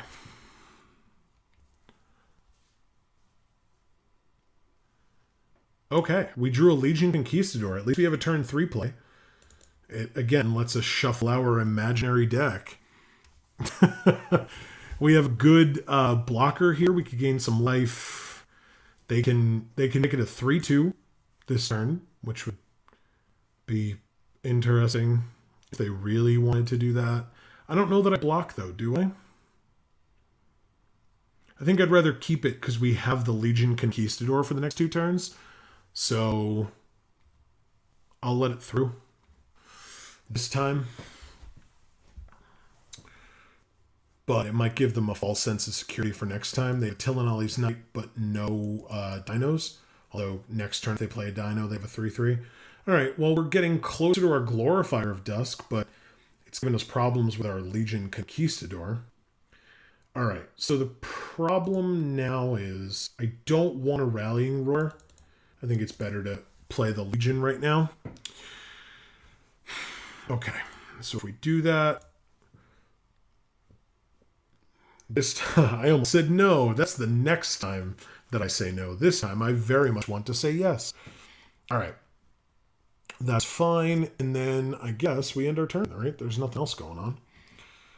Do I attack? It's a very good question. I guess I do. If I'm not going to block anyway, I want to bring myself back up to 20. If they want to trade here, that's fine. I'd rather they trade now than play a dino and make it a 3/3 later. Okay. That's fine. I'll go back to 20. They're playing something for 1. And it is... Ooh, a Vampire Zeal. Good for them. Okay. Very good. Nicely done. All right. Well, we go back to 20 like we wanted, but not in the way that we wanted. That was a good play. They're in dino colors, but they've got some combat tricks as well. They might have some burn. It's things we have to be aware of. Next turn, we can Conquistador. Maybe we can do one of these if we draw a black. I don't know that we would want to, that we would be able to do this because we'd have to attack with this in the process. Although, I guess if they offer, yeah, they're going to combat, so they didn't play a dino. So if they offer the trade, I think I'd take it. I'd much rather have them get combat tricks out of their hand now against Conquistadors. Yeah, I think they realize that as well. Okay. We drew another land. So next turn we have a Glorifier of Dusk, which is good for us. Do we attack? I think we do. Like I said, same reason. I want them to get the combat tricks out of their hand for our 2/2s. Our crappy Legion Conquistador that we have a million of 2/2s, or be taking some damage. That's cool too. They know we have it. Let's just play it. And pass. No, I will not use the ability. And now they know that we're somewhat more aggressive with trading them, being willing to trade them off. But if they attack here, I block the Firebrand because it has more potential. And so, all right, so are there flash dinos that I'm not thinking of? In green, yes. This is not a dino. So, there's nothing going on. And they don't know that we have 4/4. Although if they want to waste their whole turn next turn to kill our 4/4, I guess we're okay with it. So I'll block. Okay.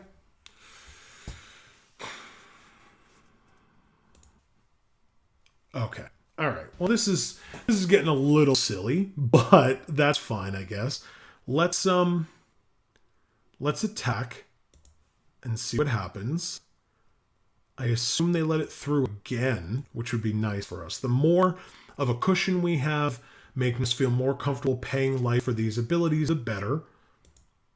Yep. Yeah, okay, good. Let's play a land, and let's play our Glorifier of Dusk. They might have removal for it. They have 2 cards in hand. They have 5 mana that they haven't used any of. I'm hoping that they just let this go their turn. They sure do. That's a very interesting choice. All right. They now have 6 mana, but they didn't use any of it last turn. Ixalan's Binding on the Glorifier of Dusk. Yep, that's totally fine. It sucks, and we should probably start drawing some black, but that was a good play. They can make it 3 if they have nothing else. They should do. Okay. That's fine with me. We go to 17. We drew a black. I said we needed it. There it is. So do we attack and make them discard that last card? I think we do. Why the hell not? And then once again, am I willing to aggressively trade off? You better believe it. So let's do it. Plus, I have Rallying Roar as backup as well. So, that's even better. I hopefully won't need it, but I have it. I can then have 2 3/3s on block. They discard their last card. It was a Sunrise Seeker. That's not that good of a card. Although, against us right now it is, because it would be big. But, okay. I'm going to leave the Rallying Roar up, so I can't F6 here, but I don't know. We'll see.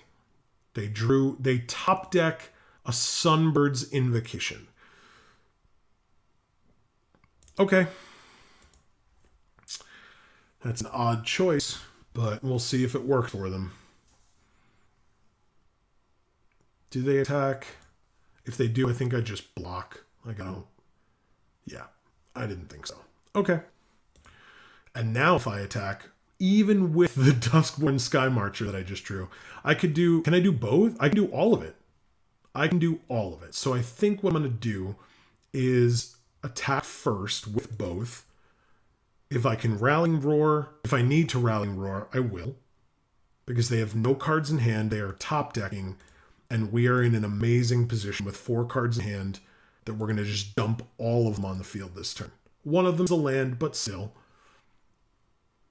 Yep, they blocked. They did it. Let's do it. Sweet. Kill their only creature, deal them 3 damage. Let's play a land. Play out the creature. And then play out the other creature and drain them. Spectacular.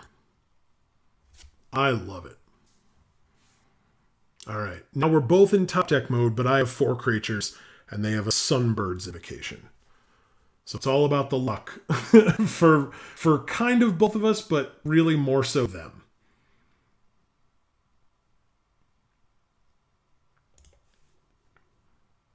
All right. And they have to reveal it all. Yeah. So we're going to get so much information from their deck. They got a 2-drop. It's a Sure Strike on my creature, which they're going to try to use to reveal the top 2 cards of their library, which is Unfriendly Fire at 5 and Dinosaur Stampede at 3, which means they can't play either of them and they go on the bottom of their library. I'm sure that Unfriendly Fire would have been really nice for them to have, but now it's on the bottom. Because they could have killed really anything. Okay, so they just forfeited. Okay, that's a very interesting choice, but I guess they're at 10, and so, what? Whatever. They would have gone to 3. They didn't know what we had coming up next, so that's fine. This, I don't know, maybe they got really lucky with Sunbird's Invocation. Maybe we didn't see enough of their deck, because they did. I think they mulliganed, right? So, but we got screwed over mana-wise as well, so, and we didn't see Legion's Landing, Call to the Feast, some of our best cards, Anointed Deacon. Actually, we haven't seen Anointed Deacon at all today. Dark Nourishment and Queen's Agent. So, or did we see Dark Nourishment? I don't even remember. It was so long ago. I've played it so many times. All right, we're on the draw again. This hand seems fine. Legion's Landing, or sorry, Skittering first, Legion's Landing second. We can maybe get a 3rd land for Conquistador. So yeah, we've got a lot going on. I'm going to keep it.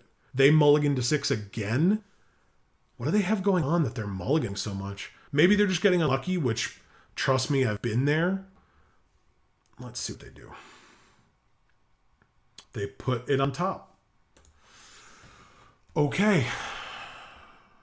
We are going to play, hey, an Anointed Deacon. I was just talking about you. All right, we're going to play the Heartstopper and pass. Maybe this guy can get in for a couple damage. That'd be nice. Maybe our counter off Legion's Landing can get some stuff going on. Or they can play an Adonto Vanguard. That's fine. But it's only if it's attacking. They can make it indestructible. That's a thing.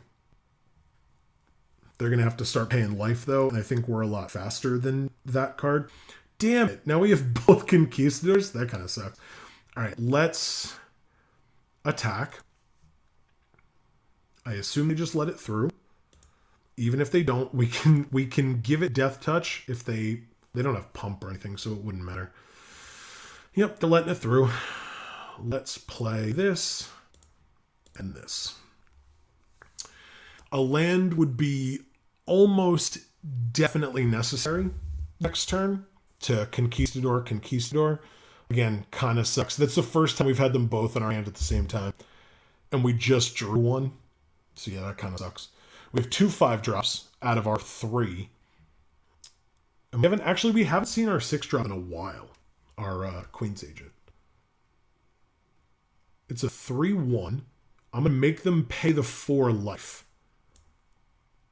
And I'll just gain a life in the process. Doesn't have trample, right? Yeah, it's just +2/+0, no first strike, no nothing. They could Vampire Zeal it. It doesn't give it trample. So I'm not that worried about it. They just lose 4 life in the process. Okay, that's fine. We didn't draw land, which kind of sucks. We now have both Rallying Roars as well.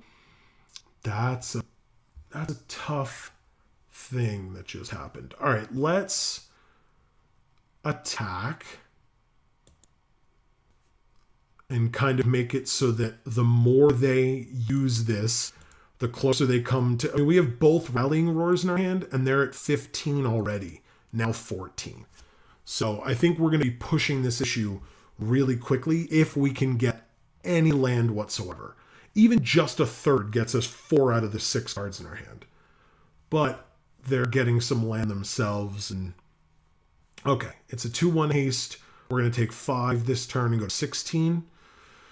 So Glorifier is not going to be much of an option for us, but that's totally fine. I don't think we need it. Plus, we're miles away from it at this point. The Anointed Deacon would be really nice. Ixalan's Binding, we're miles away from that as well. Okay. We attack again? We take another 5 and go to 11, and they go to 13. Yeah, I think we do it. Because at any point, we can leave the Heartstopper back to make them pay 4 life and bring them that much lower. But this Heartstopper is going to represent a lot of damage for them.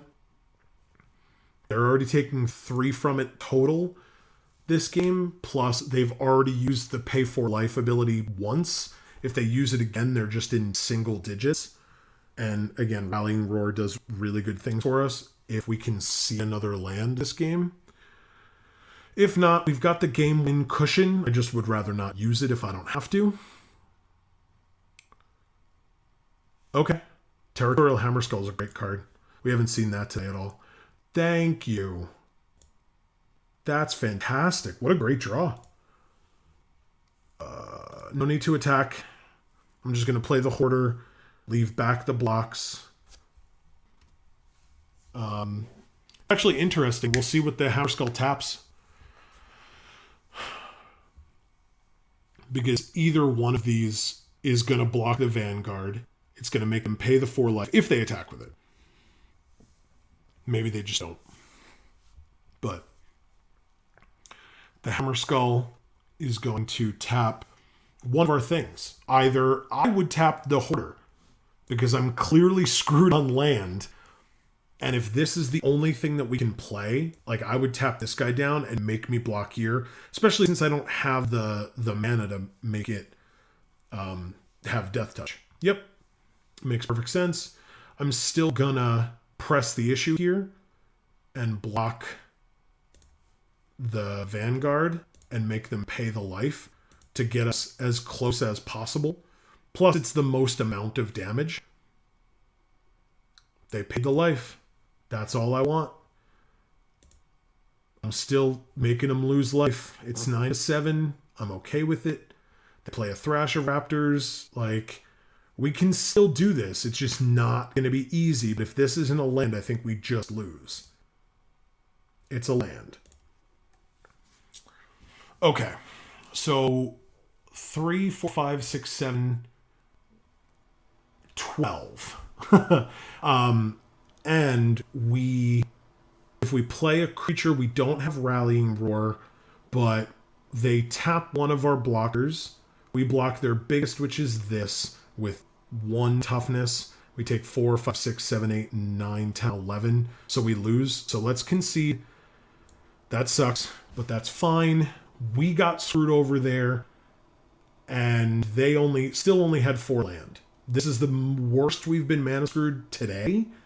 There was that, I think we were missing black mana in one of the other games, but we eventually got out of it and did pretty well. We haven't seen Call to the Feast in a while. We didn't get to play the Deacon because it was in our hand at a time where we just weren't even close to playing it or the Glorifier. So let's submit back.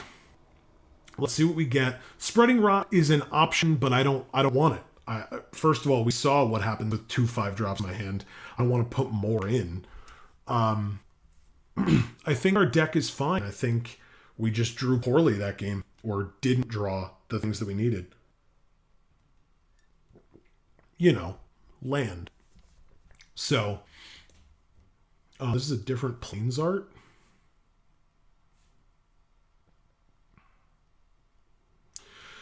That's all right. Not worth it. We've been doing pretty well without it.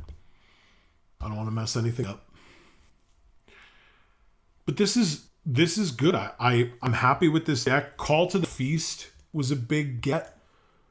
Getting past Legion's Landing was a huge deal. Like I said, I don't know what our opponent picked. Maybe they had a Planeswalker or something, but this is great. Did I say our opponent? The person passing to us passes this. Like I said, I don't know why, but good for us. We have a lot of threes. We don't have a lot of twos. I would have been probably happier with some more two drops. But I think, like I was going to say, maybe some less five, but I think our five is okay. We have three good five drops. We have some solid fours. I have no issues with any of our fours. We haven't really gotten to use this at all. I think it was like one of our cavalcade of creatures in one of the earlier games. I would love to play first. I was just going to say, and I would love to have a solid hand, and I think this one's okay. It's not amazing, but I think it's fine. I'll keep it. I'm not going to mulligan to 6. They've done it. Oh, they sent me a message. Good luck. Oh, thanks.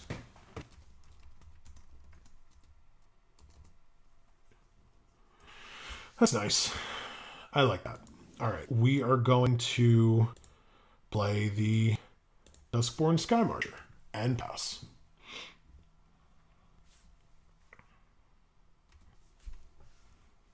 They're going to play nothing. Sweet.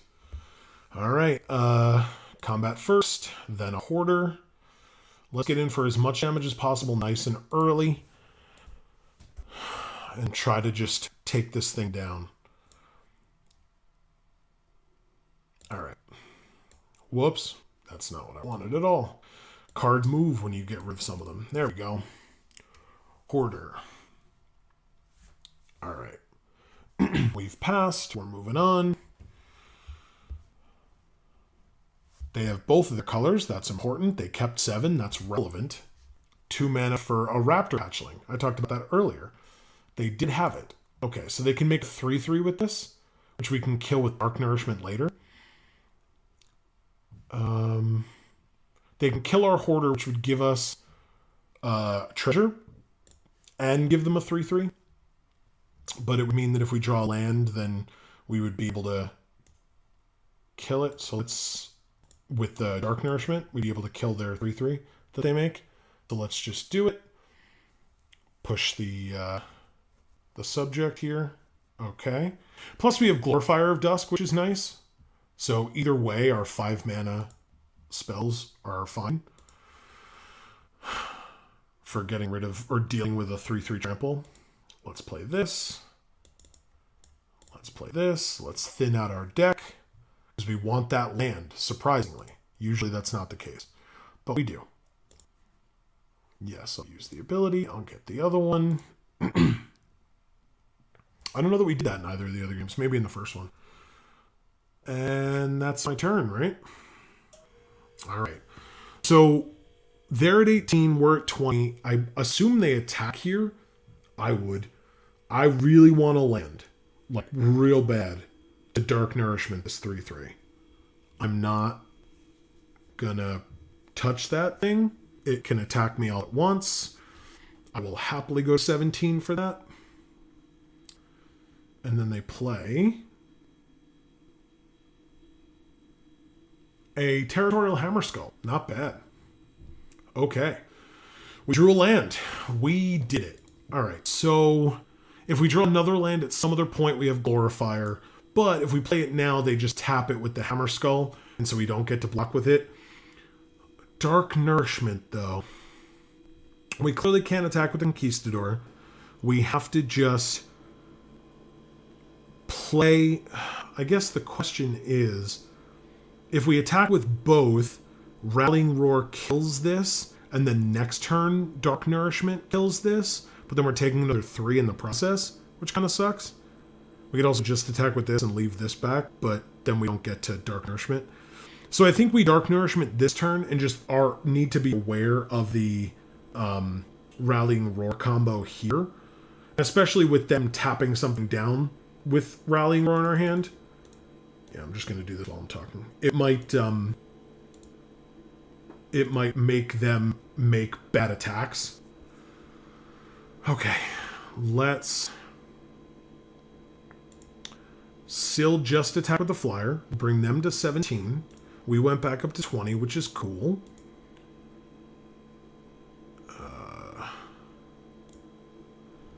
And that's our turn. Like I said, next turn drawing a land would be sweet. But we know what the tap target would be with the Hammerskull. But we have the Rallying Roar as backup. They are attacking. They're tapping our only blocker. That's totally fine. We take 2 and go to 18. 18 to 17. It's pretty close. They have 4 mana, 5 cards in hand. They play a Donto Vanguard. That's going to be nice. That's going to be really nice for us. Okay, so let's Legion's Landing and then Legion Conquistador, I guess? Or do we... I guess there's no real reason not to attack, but if we need to Rallying Roar, we can. We could also Legion Landing and then leave up Rallying Roar. Okay. That's actually kind of an interesting choice. Let's do that. We'll Legion's Landing. We'll leave up Rallying Roar as opposed to playing the Conquistador. And I think that means that we can also attack with both of our creatures that can attack. Because if they want to block and pay the 4 life, I'm cool with hitting them for 5 instead of 3. Or making them lose 5 instead of 3. Yeah, they're doing that really aggressively. Okay. I was going to say, I don't know that you're taking more, less damage if you just let it through. So I wouldn't understand the point there. I think they did that the first time. So, okay. So we're in we're just going to leave up Rallying Roar, not play the Conquistador. I think that's the better play here. We can kind of get rid of both of these things. The Hammerskull tap goes off beforehand. So let the tap go off early. Yeah. We're just going to use our 1/1 lifelinker to push the envelope again here. Now the tap has already gone off, so let's Rallying Roar, untap them all. And then we use this here and this here. And we keep our flyer back. We're still in attackers. Let's go blockers here and here. Let's make them pay the 4 life, go to 10. And the next turn we can just attack them for a bunch. We can play our Glorifier of Dusk if we draw land. We can attack with all 3 creatures and get the Legion's Landing, which would actually allow us to have that land. Ooh, they got something. What do they have? For 5? Oh, an Unfriendly Fire to kill this to save their Hammerskull. Okay. Do they then pay the 4 life as well? Or they just let their Vanguard die? They pay the 4 life. That's fantastic. Alright. Well, unfortunately, now we don't have the 3 creatures, which kind of sucks. Did I miss something? What did I miss? Oh, because they were attacking. Yep, silly me. But we got our land. That's sweet. Our Glorifier is going to get tapped, which sucks. Bruh. And so the question is...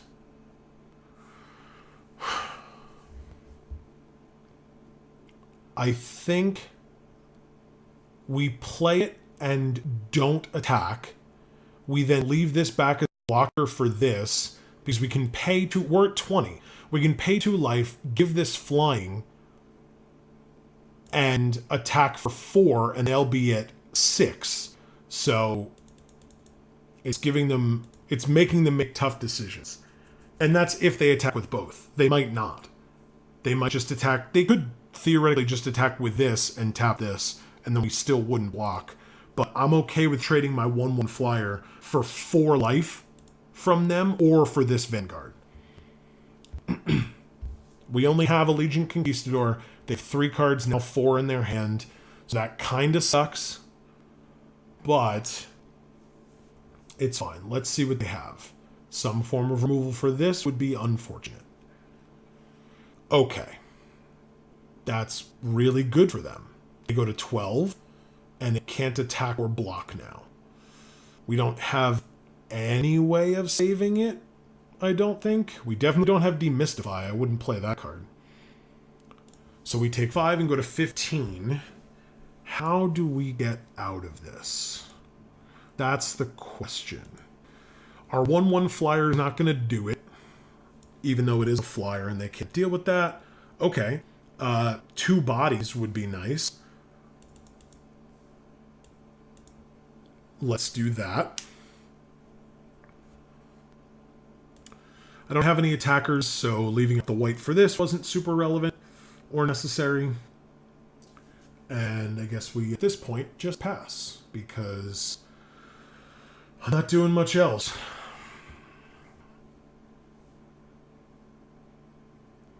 I do have a 3/2, though. I assume they tap that, but that leaves this as a nice blocker for the Vanguard, making them pay more life, hopefully.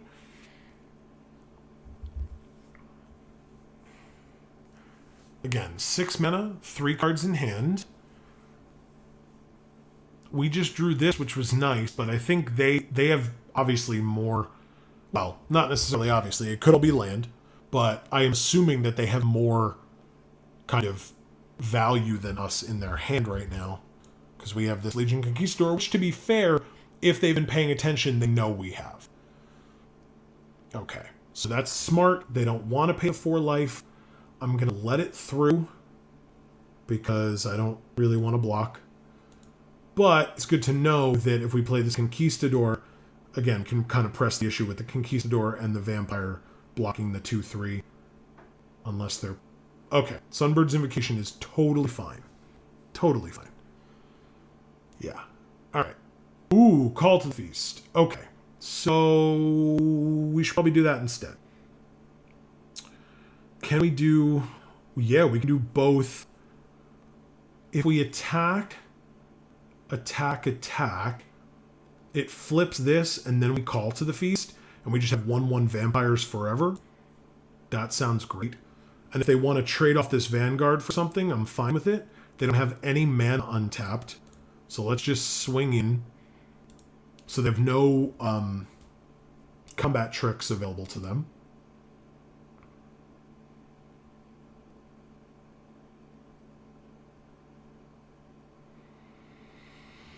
Okay. Do they trade off this? Because right now, if they're not attacking with it, this Vanguard is doing nothing for them.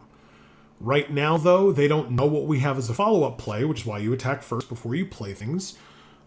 So they don't know whether that Vanguard can get in next turn. I also don't know if they're paying the life or not. I assume that they're not. They are not. So they go to 8, and they just trade off a really good creature to get rid of our 1/1 lifelinker, and now we have 3 more. They can tap one of them, and then we can only double block, so this turn they can get in for value, but not really any turn after. Even if we draw a land next turn, we would then have enough for Conquistador and making another Vampire. They're going to try to Sunbird's Invocation some stuff here, but the last time they tried that, they ended up conceding shortly after. So they're going to Sunrise Seeker and have it explore. Now, the Invocation goes off first. 5 cards enter the revealed card zone. Dual Shot. That's a good card for them. Vampire Zeal or Pterodon Knight. So what does this say? They can cast it without paying its mana cost. Okay, so I assume it's Dual Shot at this point. They can kill 2 of our 1/1s. That's really good for them, actually. They could also cast Vampire Zeal, but I don't see the point. Because they just tap one of our 1/1s, kill the other 2, and just get in for the free damage. Unless they're afraid that these 2 white mana can somehow bring this back to kill this. But we would have done that last turn. So, yeah. I would Dual Shot here, get rid of 2 of my lifelinkers, and move on. Oh, okay, they'll get rid of the flyer. That makes sense, too. That makes total sense. Because, again, they can tap one, and we won't be blocking with the other. This thing explores what? Yes, it can explore. It explores a Lightning Rig Crew. Have they played a lot of pirate spells? I feel like I haven't seen many. Any? Nope. Not, at least not in this game. What a weird choice of things to play. Sunbird's Invocation and Lightning Rig Crew. Just as examples. Like even in here, these are all these revealed cards. There's not a single pirate. Weird. Alright. They go to combat. They attack. They tap one of our guys.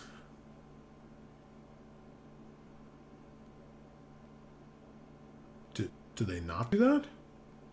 They can't attack here, obviously, but next turn they can. Okay. So if we draw some kind of removal for this, we're pretty good. We can put them to 4. But with what we've played so far this game, we're kind of light on removal, to be honest. They have 2 cards in hand, but only 1 land up. Bishop Soldier's not bad. We can play both of these.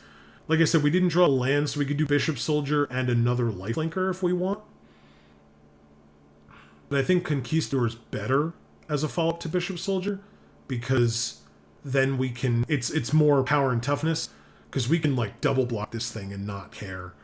I'm not attacking, obviously, so I think just playing out our hand at this point is more important.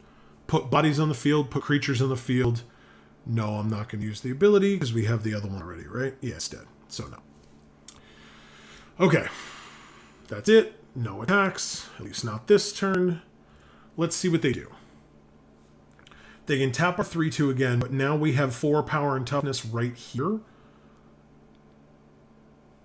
They're going to roll the dice on Sunbird's Invocation again. Playing the Lightning Rig Crew, which is an interesting choice. I guess it's an 0-5. It's a solid body as a blocker. That's fine.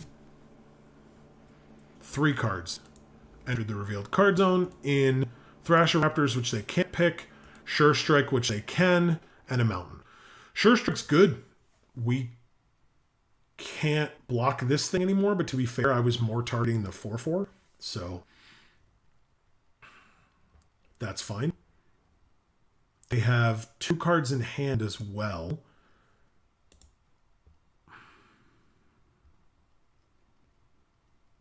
Okay, so they're just attacking with that. They're going to bring us to 7. They're going to tap our 3-2, I assume. It would make the most sense. I literally wouldn't be able to, I wouldn't be able to profitably block and kill it, so I'm just not blocking at all. Which sucks for us, but Sure Strike.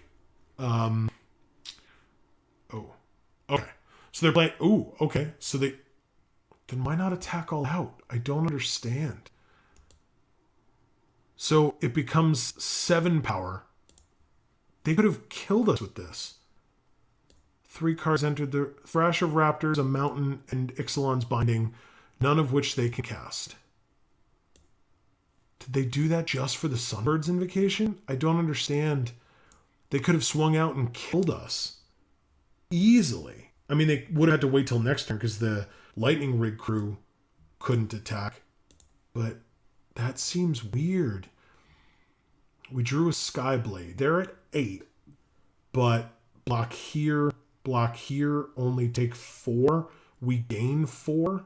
So we go 9. All right. Well, we can play a Skyblade and we can make a token. So, no attacks. They can poke us as well.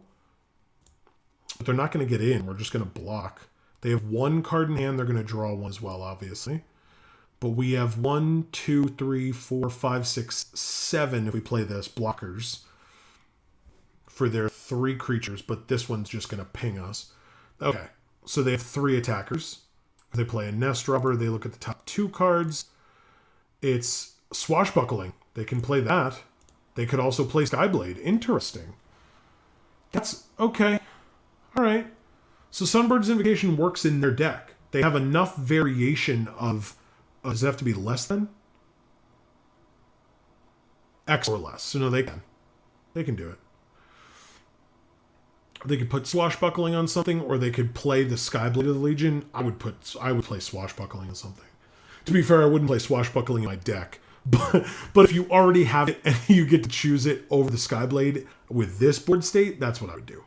But +2/+2 and haste. Haste isn't relevant, but still, +2/+2 is. You could make this a 6/6.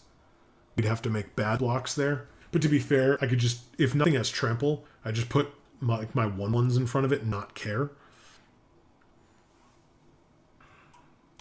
And if they tap out, we kill them on the crackback easily. And that may be what they're debating. Okay, so they play the Swashbuckling. That's fine. Now Strawber comes down. All right, so they did make this a 6/6 with haste. That's fine. It doesn't have trample. And they didn't save their Dinosaur Stampede. Although if they somehow have another one, because they do have one card in hand. Is that literally all they're attacking with?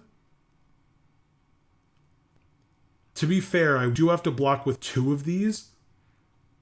Because if somehow they can... Oh no, I guess I'd have to... If I thought they had another Dinosaur Stampede, I would have to block with more than 2. Because it would make this 8. So I'd have to put 3 toughness or 4 toughness in front of it to not die. And they just don't attack. We drew a land. And I didn't use this, but that's fine. We drew a land, so... but now we can't attack with it. All right, so they're afraid of us killing them. That's good to know. And they can start lightning rig crewing us here, if that's what their intention is. But we can start gaining some life. They actually have no way of stopping us in the air, so I might as well attack them for 1. Why are they sending us a message? GG's LOL. Am I missing something? 1, 2, 3, 4. No. I'll just say, oh, thanks. GG's. I don't understand. I'm not going to concede, and I'm not going to pretend like they're going to concede. I like your deck. Hey, thanks. Look at that. I like nice opponents. We've had some bad opponents before, to be completely honest. I'm going to keep playing this game like they haven't, like they're not going to concede, because I don't know, but they seem like a really nice person. Sunbird's Invocation seems like fun. What are they saying? Hopefully I don't get your bombs soon. LOL. All right, so we're gonna let that go. Do I attack? I don't think so. Not this turn. They're clearly waiting for something, so I'm gonna wait. Clearly my hand is empty now, but that's fine. They have 1 card in hand. They're gonna poke us with Lightning Rig Crew. We go to 4. Can they kill us? I don't know if that GG's was because they think they can, or because they think they've lost, or just it's been fun. All right. This time I'll remember. Draw something good. Something good. Nope. That's not something good. This one I'm going to keep in my hand, though. 1, 2, 3, 4. So they'd still only be taking 3. We'd gain 5. It's not worth it. So, pass.